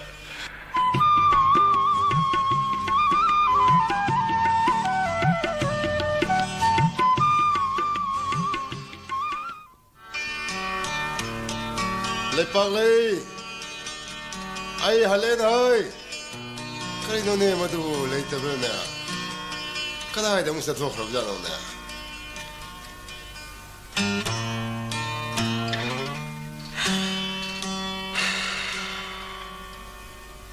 Hay ba. Ngasi di si kunday nganta hanbira ina. Kay daw ba yaw ragi? लेपाक ले education director दो अमुक तो उनगे हाइदन सपनी आई school दगा संगमना युमदा दमक लाबनिने नते नंग कनागे the कराय दम सलुरितो मरुप की cell हुन बस सरुबने मोय बाबा हन की वो उबुद द आइसु प्रपप चेंजरे इबसिदी ngai khone le pa le handang maraka sibu aina sum yengbuda nak wakhal sinung he ngai tawi mong da wi ati namuna sagam da bra natraga kari ngai ta bole rbge ha ai kari su tau de da adu moy baba pedorage ai kari guma mata hangjege ba kari no nang na hangni ude ta hangu kai doge na ngasi phawgi manungda si amadi changi khangna mangkraba ai cha le pak le thoi thoi bata ma ki e pau si kari mata ta bi la pi kidre ko le pak le mafam khangdra mangkraba nang ai gi sado ngasi gi tayong palas te hingna le ribra natraga si khabra khallubada आई की थमो ऐसे सु मस्जिद मस्जिद तान Kairi बदिन हेले पागले मेरे लक्ष्य की बगी दमक थमो ऐसे खुदम सूदन खांगली बदिन हेले पागले करी दियो पाले रिहा हंग बया बकयानो ए कोई न हंग थी बया बकयानो ने कोई न थी की बदो ये दियो द क्यारा हन लाउथुन खबर द क्यारा हन हाफरे ngasi phawda mama apani han leiri banangai gi phomda kana gumba amtana paw pirakhi belai trubni hele pa kana gumba phatta bakangu sina sen gi daba kelau khi boirabdi mama pawri banangai gi phomda pawdo soidra pi phom thopa adu bule pa kana gumba masala is daba kangu sina masa sanga yoke han lauki boiram gadra haina khallabani le pa yengoi nangai yawabase nongmati sonu ubirakna isaw sawlai nangi wangda sado lepra sukana na khamba hau khabdu gi makna ha kari suwara kana hausikti na sanu pa mas police officer we mastabu nangai na kari wadingai le bige nungai nungai ba khanda khannu le ga dam ni le pak le nungai ba khanda khannu le ga dam ni le pak le na sani pa police officer we na hauri bado matam sigi rang sigane agi pugning se lai ta pam lai lekte ko aya maya madu dang lai jaram labati pugning se santi khade phanglam ga dabani khang de da moi baba isa zo hale edana ha ranjia hai kai daurage ne nang nei suk suk thana lakli badu bo na sangam draba nang bo kai daurage aksangam da wiwa na te ma खुदौ Sougat पगे वाने कदौरगे ना हा अदबु कैदौरगे हाइबा transfer बु था तरक सुफा दिगैदा house पु इनो no Mukul Qatada security officer मोने transfer उठ थोइ नि सिक्युरिटी ऑफिसर ने ट्रांसफर थोइ हाउस पु कल तादा मुक्जत बतारा बा ओइ सत बतारे मोइ बाबा आइ दिन हाजरे बसिनी को आइने इसा काइना बस सुगाम हेंगा मोइ हाइरि बसिनी आया निपा मसा इमा इबो हतगी मतंगी तान अंथोकना साखे नंगी थबगी तोहुरसी बैबुंगा मा मीने लाक्सकी बै खलुरबदी तसेंग नम फमसे थादोक बबु यारबजनी मा तोहुरसी हेबुंगा हाय मा अमुक तलाइखो गो मसिगी मतंगसने नंगने खंग नति नसानो पाग मसिगी मरमसने वारी से कुपना अफ्त सागे अदुगी सरुकपुदी सारा संगोमला अनि खक्ता हावनु तसेम सुगुम्बा वारी खना मतम ददिन आइबुने सुयाव याव हलोइदबनी तौथुरब थबक नाइना यानिंगदब घाक्ता होइने आई लोइना भाब तारेने अदुगे सरुकपुदी सारा संगोमला अनि खक सेमो हाइबा ओ सेमजरुगे निपा मसा मा इमाना हाइरिबसिनी कोइबुंगा इमाने इचा काइना बसुंगम हेंगम लोइ हे येंगोइ हतगी मतंगसी बो तान ओथोकना साखे नंगी थबगी तोहुरसी कोइबुंगा नंग वाउत गाइखो केदोरगे इचा वारम लगनी इमाने सारा संगोमला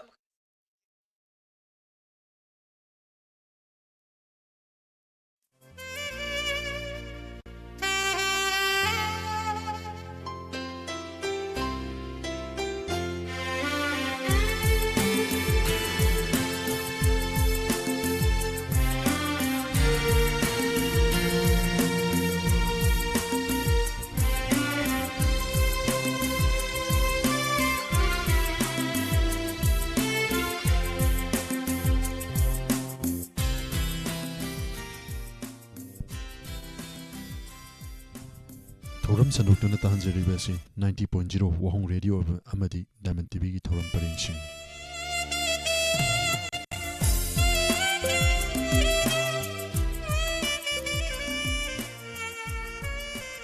मिकुम खरगी मतुंग नांथोकचगनी क्राइम रिपोर्ट